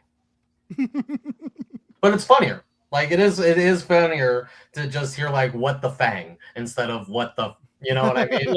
Yeah. I think that like us nailing the tone, or at least me nailing the tone in the scripts, happened after. Yeah. I was like a couple of issues in, and they were like, "Can we tone down the swearing a little bit?" I was like, "My bad." Yeah. Let's fix that one in post. That's, well, again, like Well, like you said, But I just went for irreverent because that's what like the whole game is. It's just irreverent. Yeah. Like slaying demon scum. Not demons come. Sorry, that was But- bad. Sorry. now you're the one I'm making the the one! comments in the chat. Put me in timeout, Chad. I'm sorry. It's just a space Oh my god, is that Stony? It is Stony Williams saying, "Is Hell that yeah. the David Hazan? What's up, Stony? I miss you, Hell sir. Hope you're doing well." Also, Jimmy, you got a fan, Art of Brunson, shouting you out. Thanks for tuning in, Brunson. What's up, brother? That's a great artist, by the way. Check him out. Hell yeah. Always looking for cool art. I love following artists because like following great artists is nice because like instead of all the doom and gloom scrolling, you like occasionally scroll past like really amazing art. Incredible artist. What the hell? Yeah, he's good. I'm gonna look at the chat real quick. I try to ignore everything. Like I ignore. Look up this guy, chat. He's really good. But yeah. Oh yeah. Definitely check out Raymar Brunson's awesome ass work, man. He's so killer. Actually, let me see. I want to make sure I shout him out properly. Give me 1 second. But yeah, David, you it is interesting going back to what you said about you were talking about taking notes. Not to interrupt. Art of Brunson on Instagram. Go follow him. At Art of Brunson, so same thing. Art of Brunson, like Art of Brunson. Same thing. Yeah. Find him on Insta, folks. Blow him up. Blow him up. Get this guy a million. I don't even have a million. Oh, dude, he's got more followers than me. He needs to follow you. He's got to start shouting. Yeah. Hey, all you people, come follow me and subscribe to my YouTube channel. I need it more than him. But yeah, when you mentioned that, you had to kind of tone down the script, but that the tone that's there now, it really, it's really good. I'm really happy with where it ended up. And I think that's what, like, yo, that's perfect, dude. What is that comment? That's awesome. Thank you, Polar Knights. I needed that. That's good. Brunson appreciates it. Thanks for hanging out, chat. I appreciate it. More and more every week. The chat comes out. Like people watch the show, but more and more people are starting to leave comments, and it's fun and it's very nice. But yeah, everybody, you're always encouraged if you're listening out there. If you want to ask either of these guys a question about comics or art or the book, feel free. Let's talk about beards. What's up, Chris? Shout out to Chris Daly. Check out Fueled by Weird, another great channel on YouTube. He's good people. Cool. Yeah. Anyway, but yeah, it's if you saw me without a beard, I had a mustache for a while. I just rocked a mustache, and I look like a child. I look like a giant cop baby, is what I look like when I shave. And so I just don't. No one needs that. It's fine. This is better. When I mustache, I feel like too many men on the internet feel the need to refer to me as a paternal figure, and I don't want that yet. Whatever. If anybody out there wants to call me daddy, you go ahead. I'd be fine with it. Like, I've been trying to tell you this. There's an app called Growler. Download it on your phone. You'll be very happy.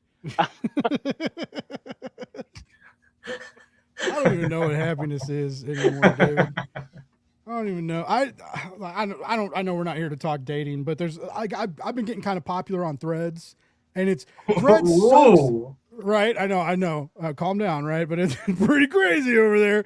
But it's fun, but you can't promote comics at all. Like if you try and like, I'm running this Kickstarter, like no one does shit. But if you're like, dude, I ate this hot dog and got really stoned, 500 people like it. Yeah. Once that how do I want to refer to him? He's like the monster that shouldn't be named. You know what I mean? That fucking. But like, then I'm like, which one here? Like, yeah. Well, I'm talking about Elon in particular, but he's probably watching this because he knows when everyone brings him up on the internet, fucking insecure.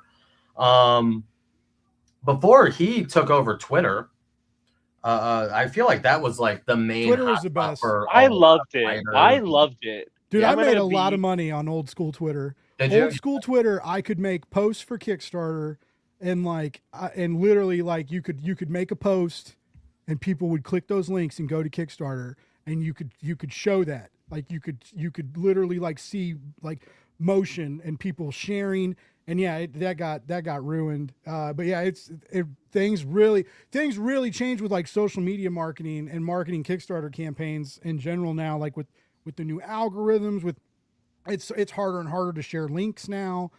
You know, there's all the little stupid games you got to play to like maybe get in the rotation to get your stuff seen. But yeah, like I just threads is fun, and everybody's talking about thread crushes now, right? Everybody's got a thread crush, and we're all being silly and stupid over there, and a lot of men and women too. Like it's turning into that kind of sexy blue sky. I don't know if you guys have stumbled onto that. Like sexy blue sky is a not thing. Sexy blue sky. I've just been on blue sky. Oh no, there's a sexy blue sky doesn't get mad about nudity and stuff, and so you can post like they put a spoiler deal in front of it, but you can like okay, they're cool with the risque. Yeah, you can go full hog. You go full hog on blue sky, and just they don't care. I don't know how. Like yeah, every time I open up blue sky, I'm just like, whoa, I wish I had one of those. Anyway, like, it's just like that's one. I'm just saying, like, there's some impressive guys on blue sky just flailing hard. Impressive dudes on that blue sky, man. Yeah. Every time I like, you really think you need to tell me that? You don't think I'm fully aware? I don't. Fair. But anyway, so Threads is kind of starting to Threads doesn't like full nudity, but anyways, like they've embraced this like thread crush culture and literally put out a Threads dating app. And so a lot of people, and they're charging for it, right? But like they give you like the first month free, and so a lot of people were thinking about oh let's try it out and like see. And I thought about it for a second because I was like, I've gotten like a few DMs, and it's like, you know, I was like, maybe it'd be, but then I was like, I don't want to talk to people. I don't want to do this. And so anyway, it's very, social media is very strange. Like I on one hand, I can't live without it. On the other hand, I need it for work. And on the third hand that I don't even have, but in this instance, the third hand, like I want to like move to the forest and never get back online again, you know, even though I tried to quit doing this and I missed it. So like, I know I'd still want to like do my show, and it's hard to do this stuff and not be all, you know, like, I guess I could do this and never promote anything, but anyway, whatever. It's, well, then you're screaming into the void, which is like, what we all fear, what we all fear when we're making comics. No, well, it's not that no one will read them. It's that we like, you know, beat our chests and shout out into the void, hoping that somebody will. Yeah. I mean, they don't, despite all of the performance that we do on the, you know, on shows like this. Well, it's like with this project in particular. Speaking of the screaming to the void thing, right? So all of this was NDA, so I wasn't allowed to talk about it until it was announced. So I just was sitting on all this artwork that none of my buddies and none of my friends could really check out and look at. So I'm like, fuck, man.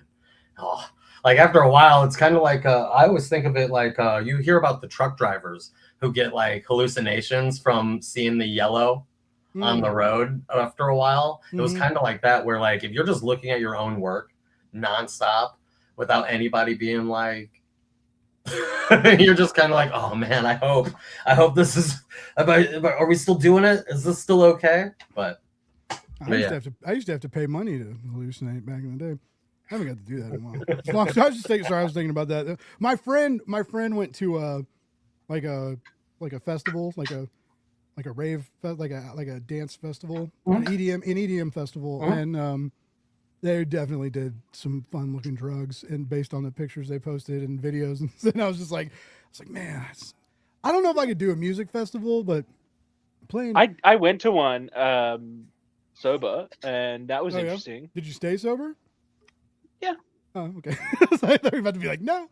I don't really partake in that stuff. I don't mind if other people do, but I don't. I mean, I smoke weed. That's anything more intense than the Benjamin is not for me.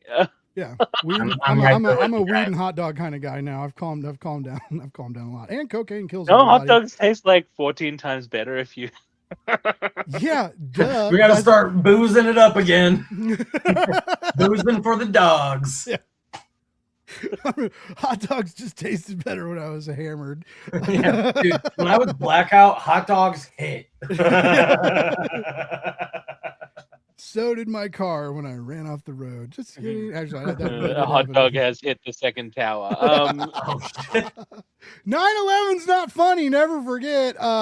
What's up, Phil? All right, so I know we've gone through a wide array of topics from 9/11 to AI to hot dogs to bisexuality to lots of things tonight. It's been a very informative topic, and I apologize we didn't talk about as much of your work as I initially planned on. But I know it's getting late, and I've kept you guys a while. This is the part, I know it's going to sound impossible, but this is the part where I shut up. I'm going to shut up, and I'm going to let both of you talk about how we can give money to you, how we can follow you, mailing list, website, social media, whatever you want to shout out. If your mom has a GoFundMe, let us know. Like anything we can do to support you guys, maybe make your lives better, make sure that more comics come into the world from Jimmy and David. All right, so let's go. Jimmy, kick us off. Let us know where to keep track of you. Yeah, so I'm really just on Instagram. I don't do the Twitter thing or the Blue Sky thing. I think I have accounts on both of them, but you won't really see me on there. So check out Instagram. I'm pretty active on there. Of course, you can just Google me with the last name like the one I have. I'm pretty Googleable. So I have a website and everything else. You could definitely check that stuff out. If you're into original artwork, you could check out Panel Punk Comic Originals. That's my art rep. So I do, Vampire Survivors. Once the book drops, the first issue will be up for sale. So we will be pushing that and everything else. Gotta love original artwork. Hell yeah. But yeah, as far as that goes, I'll be at New York Comic Con. That's the next con I'm definitely going to be at tabling. And then after that, you could probably see me at Emerald City is a pretty safe bet. C2E2 and Heroes tend to be the four main shows I do every year. And if I throw a Rose City in the mix or a Galaxy Con or something like that, I'll be sure to post it on my Instagram. So again, just get on my Instagram, and I usually am pretty good about informing everybody about what's going on. Yeah. Hell yeah, awesome. Yeah, I would if I wasn't a poor man, Jimmy, I'd be snagging some of that art. I thought the whole noun was going to be like I wasn't it because if I wasn't a poor. I say that sometimes, but I feel like it's offensive. And so Which is like a plague. I think we found the line, buddy. I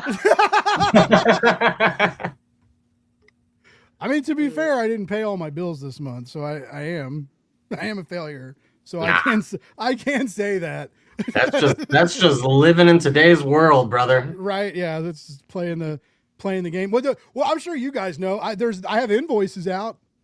Just waiting for those invoices. That's the one thing that sucks about Kickstarter work, because it's I do like the pre-launch, yeah, and then so a month of pre-launch, a month of campaign. I ask for a down payment now, but then so it's 2 months, and then so almost 2.5 months before money comes in, and then if like campaigns get delayed, payment structure, you need to fix that payment structure, buddy. Yeah, I need to figure something. I think if people I'm not good at this, pay David. up front, they should.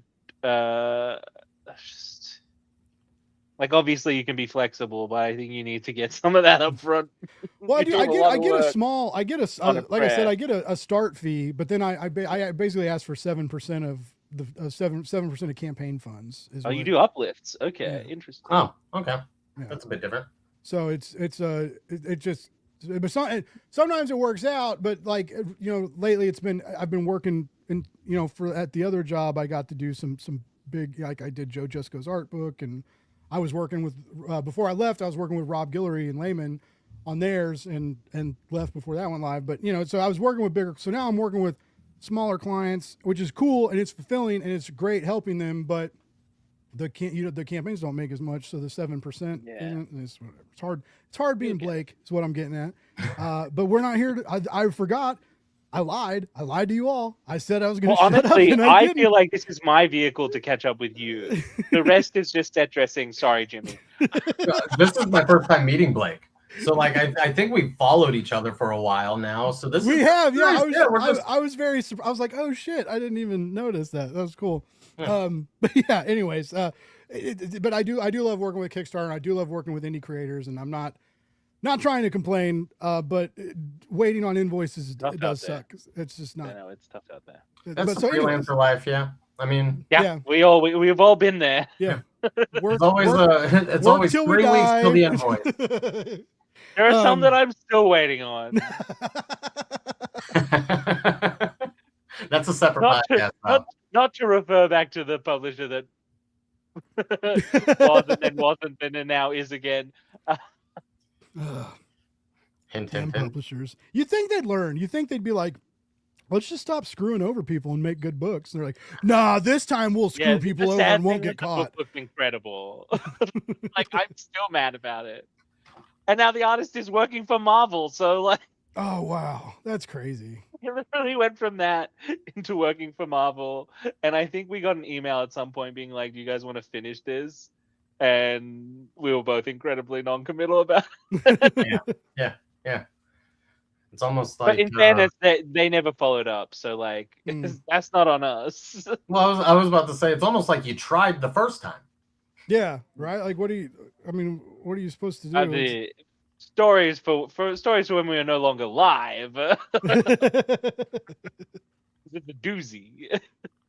One of these days, I'm gonna drop the Blake back room. I'm just kidding. I don't ever record people when they tell me stuff in the back. But it is crazy, Jimmy. Like almost when I was new, like it didn't happen. Like it took a while for people to like get to know me and start trusting me. But then like I remember like David proposed one time. Like as soon as we were laughing, and we cut off, and I was like, man, David is great catching up, and David goes, Blake, let me and he was just like, he just vented, and I was like, it's cool when people trust you like that, but it also sucks because like you see a part of the industry that you like heard about, right? But then you're like, oh, these people that I know and care about and believe in, like they get screwed over. So it is aggravating, but yeah, it's God, that would make such a better show if we could talk about that shit. But I would hate that. That's probably the retirement show. You know what I mean? Right, when everybody's done and there's no more bridges to burn. Yeah. When the wrists don't work, so you can't draw, you can't make covers anymore. The arthritis won't let you.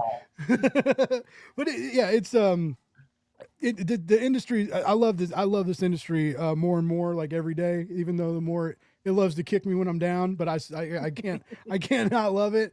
But I mean, yeah, it's a bummer to hear about. We're all Stockholm syndromed in, just like you. You know, the more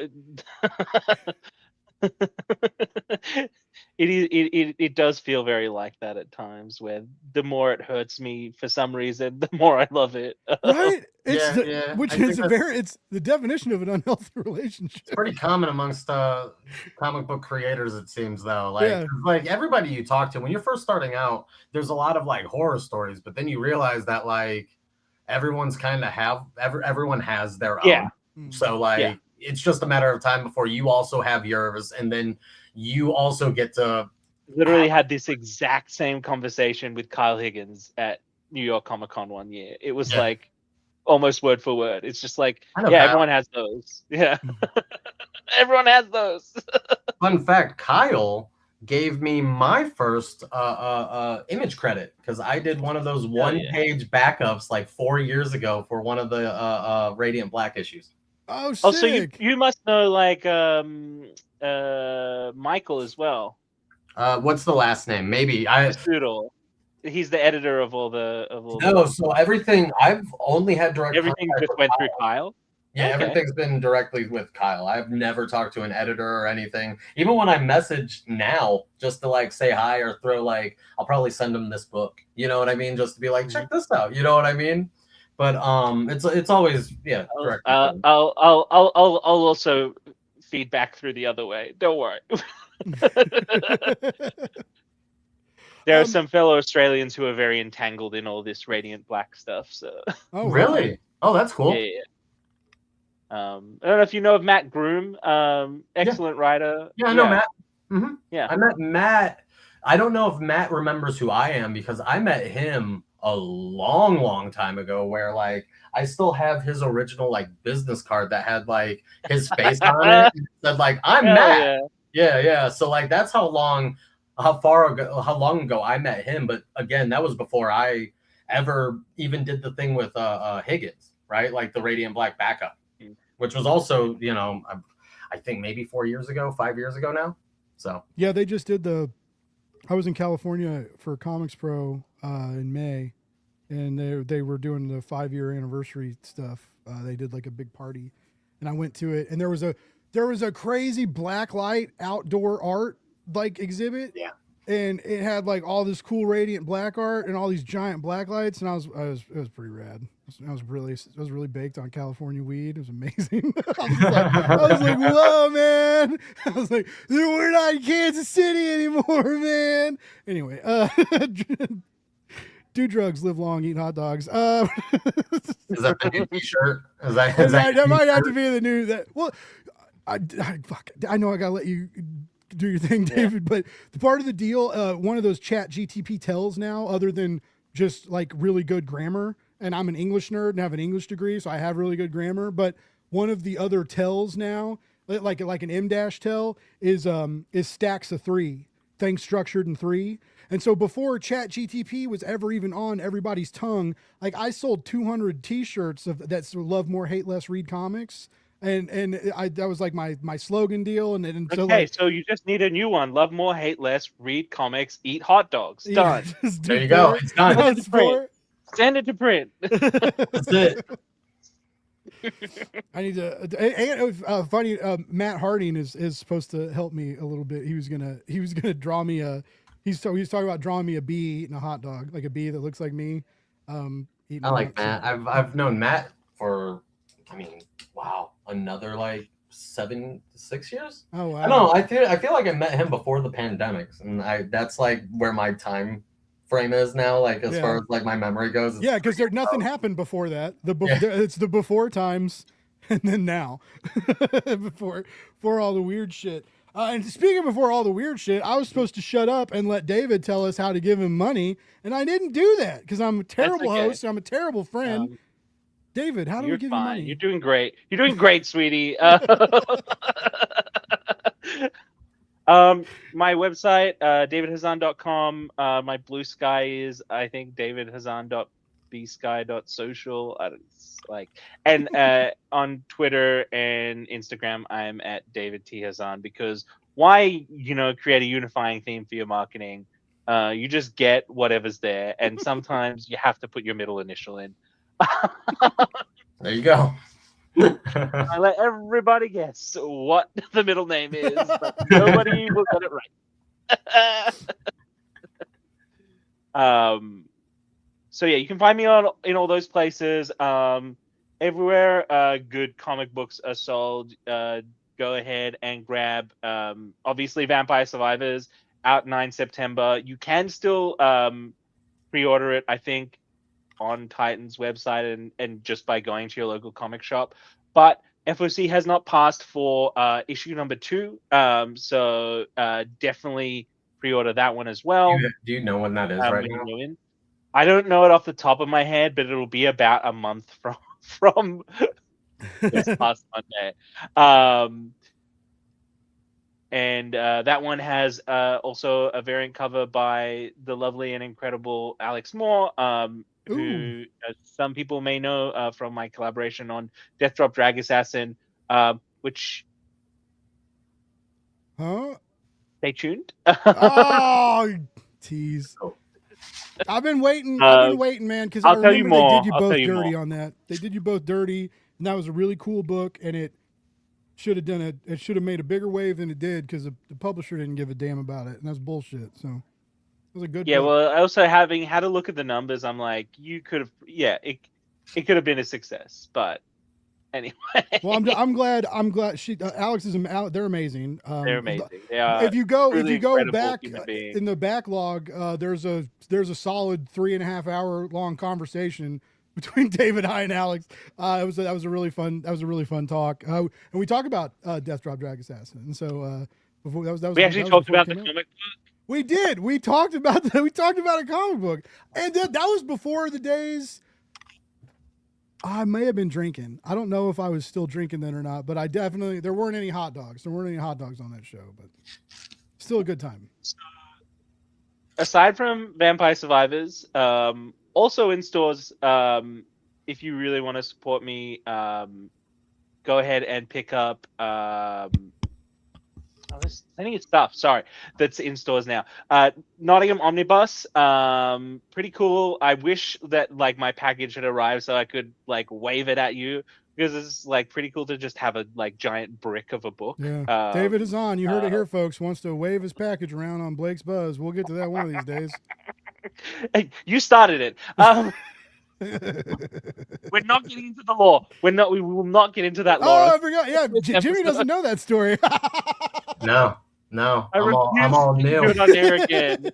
I baited you into it enough. Don't think overly about that turn of phrase either.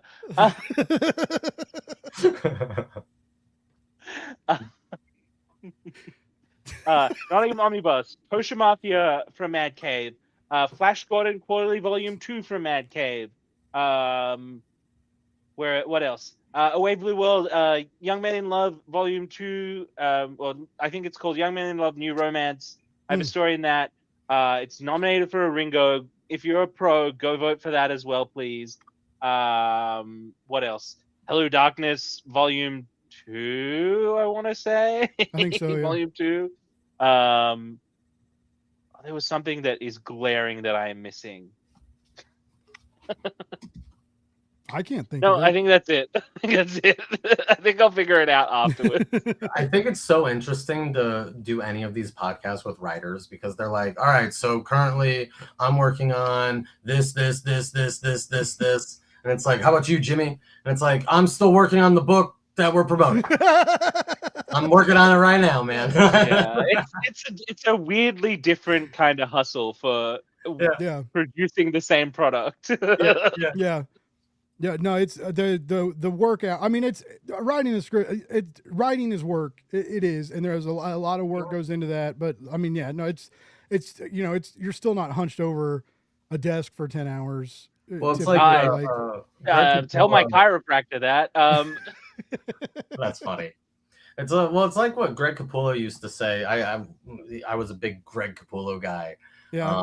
In the I still New 52 Batman is him and Scott Snyder like changed. Yeah. I was a Wednesday Warrior still in the New 52 days, and so that Batman run is very they brought me back. And then through them I was able to find Chris Burnham, because of he was doing the Batman Incorporated, the New 52 run. Yeah. Right. But no, what was I going to... Oh, yeah, no, Greg Capullo used to always talk about how, like, his jealousy of Scott, because Scott in interviews would be like, oh, I'm working with this artist, and I'm doing this thing with this guy, and this thing, and this guy, and Greg's like, I only have time to do Batman with Scott right now. So, like, that's all I can do. Yeah. Okay, but, like, can we still push Dread the Halls? Is that, like... So now, those are my buddies, so absolutely. I'm not on this issue. But the next one, I don't know. There's one that might be coming out. I have no idea. Maybe there is. Maybe there isn't. I don't know. I'm not on it. But my buddies, Jordan Hart and Chris Ryall, are always grinding away on that title, and it's only gotten better each issue, which makes me feel bad because, like, I haven't been on any of those recent ones. So what's it say about my work? I don't know, but no, they're all awesome guys, and the book is just a lot of fun. If you haven't had a chance, Dread the Hall H is literally just about San Diego Comic-Con in Hall H, if you're familiar. I am a fake comic book nerd, right? In the sense that, like, I've never been to San Diego Comic-Con, so I didn't know what Hall H was, and then, like, I had to do a whole scene in Hall H. So they're sending me like all these different photographs of what the convention center looks like. This is what San Diego looks like in comparison to other cities in California, because everything has its own vibe, right? If you go to San Francisco, to Los Angeles, to San Diego, all three of those places feel significantly different than the other, minus the palm trees, right? So they were throwing architecture at me, and it was actually a lot of fun to see how close I got, because like a year ago I just did a random vacation in San Diego, no con or anything like that. I was just there because a buddy of mine was just house sitting, right? So I get out there and I got to actually see like the, what is it, Gaslamp Alley, I think, or Gaslight Alley. I don't know. I had to draw the thing and then I got to walk it and I was like, it's pretty close. That was good. Cool. But you should definitely check out both of those. The Dread the Hall series is more holiday based. It's a horror holiday anthology. So it's a collection of stories written by Chris Ryle and Jordan Hart by a slew of awesome artists and colorists. And I've been lucky enough to be a part of 2 of those, and maybe more in the future. Who knows? Well, that sounds cool to me. Yeah, the Dread the Hall H. I remember like a lot of people were talking about that, just because it's supposedly like the most terrible thing ever. You basically have to sleep outside one night, and you have to sacrifice like a whole day or like a day and a half ish of the con, and then that night you can't go out, you can't go to dinners, you can't go to parties because you have to sleep in that line to be there. I don't think if I did get to go out there, I don't think I'd mess with it. I think that would take too much time away from other stuff I could do. David, have you done? I have done once. Okay. I will say, like, the headline is, I really love conventions, but the thought of going like just as a regular fan gives me heart palpitations. Like, Sure. I don't like crowds. Like, there's something, and like even when you're going just to network without a table, it's still kind of awful. Yeah. Like, as soon as you've got a table, there's sort of like a notional separation of spaces. You're not in the muck. You got a safe space. Nice. Yeah. By the way, Zach Raw popping up in the chat. Another great artist. I don't know if you look up Zach's social. Hi, Zach. I don't. He's shouting you out, Jimmy. But I love Zach's art. But he just posted some new Sonic stickers he made today, which are just freaking sick. I don't know how you get them. I just know he posted them on Facebook. They looked really cool. And he had a big stack of them, so I'm pretty sure that means he's going to sell them somewhere. Shout it out. I know what I forgot to mention. What'd you forget? Conventions. Oh, where are you going to be? You coming to America? Not anytime soon. Okay. I will be at, let me see. The next one is Oz Comic Con Sydney. Okay, cool. Then it's I'm on the Friday. I'm gonna be at PAX Australia. Sweet. I will be signing a whole bunch of Vampire Survivors for King's Comics. So if you're at PAX Australia, go to King's Comics, pick up a signed copy of Vampire Survivors issue 1. Maybe there'll be some 2s there if the timing on the shipping works out. Not sure. Then after that, on the Sunday, that same weekend, is Melbourne Alternative Comics Expo. I will be there slinging books. And then later on in the year, I have Sydney Comic Arts Marketplace, aka Scamp. I'm going up to Sydney for that. And I'll also have Melbourne Christmas Oz Comic Con. So wow, lots of shows this year. Hey, how's Gary? Gary is lovely and delightful as always. I'm know. sure if he knew this was on, he probably would have been tuning in. Well, no, I don't see him on like social media as much. Yeah, shoot him a message. Shoot him a message if you've got him on stuff. He's still around. Okay, cool. Yeah, I just no, he was going to drive me up to Sydney, and then plans changed, I think. So now I'm going to meet him up there. We're both going to fly. So that's cool. Awesome. Yeah. I won't share the nickname that I have for Gary on the internet because I don't think that's fair. But Gary is a like one of the purest, kindest human beings I know. Oh my god, so- a sweetie, a sweetheart factory. That guy is. He's just a whole factory of sweethearts. He's a gem. He sent when I used to drink. He sent me a couple bottles of really expensive scotch. The first time I met Gary crazy. in person, this was after I think I'd done a story for the Australian publisher that Gary is associated with. And so we'd worked together, but never directly. And the first time I met Gary was like weeks after moving down to Melbourne. And I get greeted by this lovely human being holding a giant bottle of what I can only assume is quite expensive vodka. Yeah, he's a really good dude. And I helped him on a Kickstarter. I did some promo work for him. I'm so much better at my job now. Those Talgard books slam hard. You watch him sell those at conventions. Dude, yeah, he was and he was doing the. And also they're great. Like obviously, very good and hilarious. And I hate how good he is at telling 2-page stories. Who could pull 2 4-page stories? Who could pull that off? And he can like move you. He can move. He can make you laugh, or like make you feel a lot in a very small amount of pages, which is a very intense feat. Yeah, and also the art is all incredible. You know, yeah. Like there's a Nicholas Scott story in there. There's a bunch of others like really awesome Australian creators as well, not just the ones that have been majorly exported overseas. I promise. That's Richard. I think we're talking about the same guy. It's that Gary. It is absolutely the same guy. Well, I guess there's two Garys. There's Gary the Wonderful Human, and there's Gary the Snail. We're not talking about Gary the Snail. We're talking about Gary the Wonderful Human. There's only two Garys.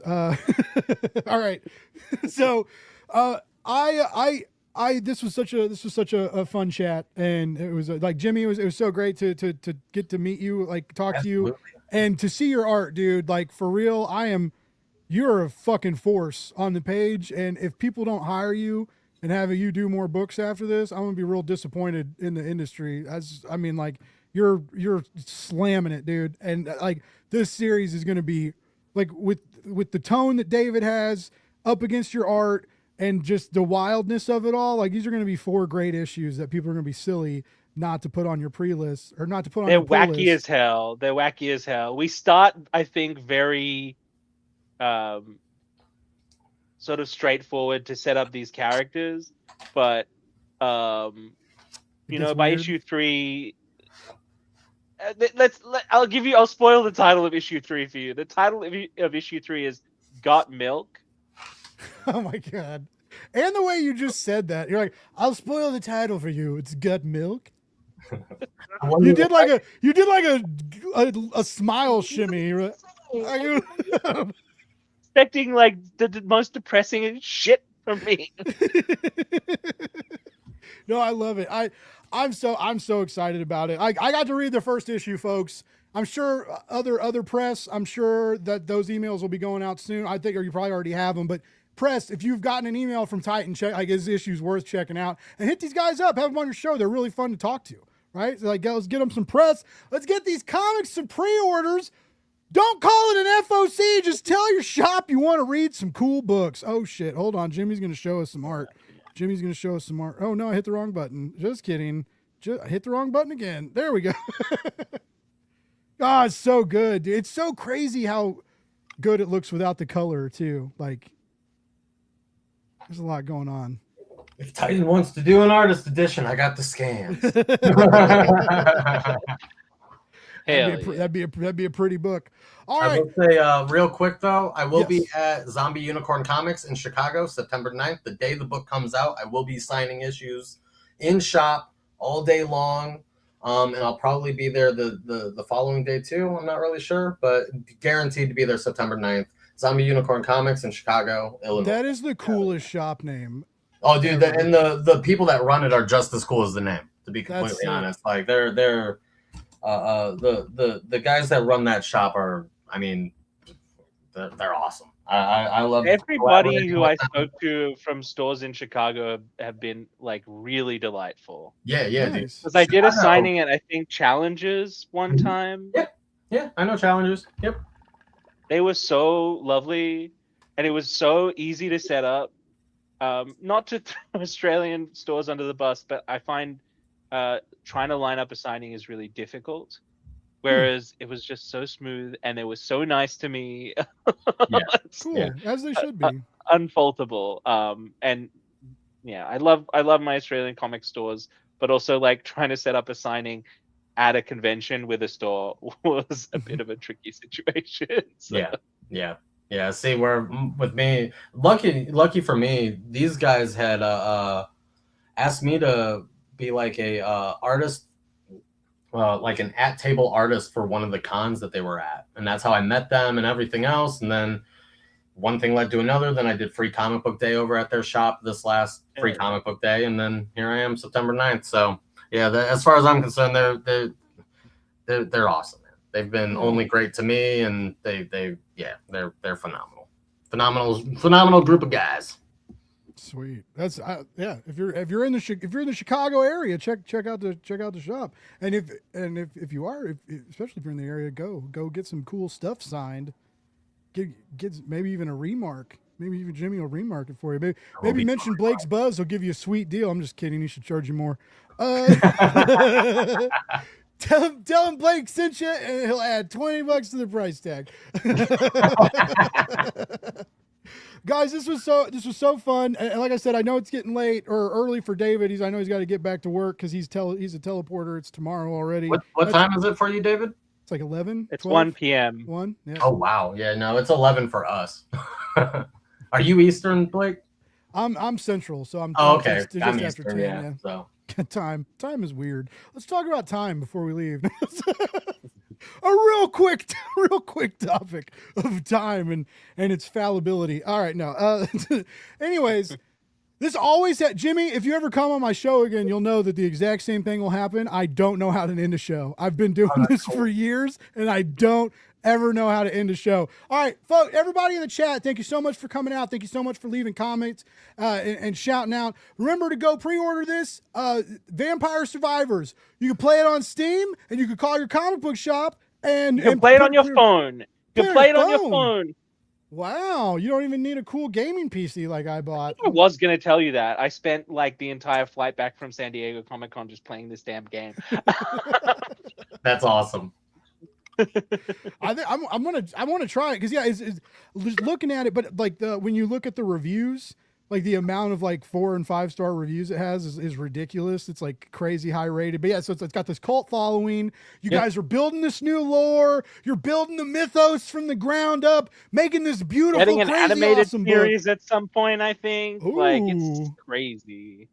Wow, dude, doing big things over there. That's cool. I think Titan is really cool. I've been a big fan. Like what they're doing with Conan is awesome. Yeah. The Blade Runner books have always been cool. Like hell yeah! Shout out to Miller Brown. Yeah, the writer of a lot of those Blade Runner books. Those are great books. Those are great books. I thought I heard they were doing a Turok. Maybe I may be lying. I don't know. I know Turok's coming back. There's a lot. There's been a lot of licensing announcements on that part. Yeah. See, I told Jimmy I cannot end a fucking show for the life of me, dude. I'm not helping you, am I? It's fine. What? Love more, hate less, read comics. See you later, everybody. Oh, yay. Bye. Be back next week.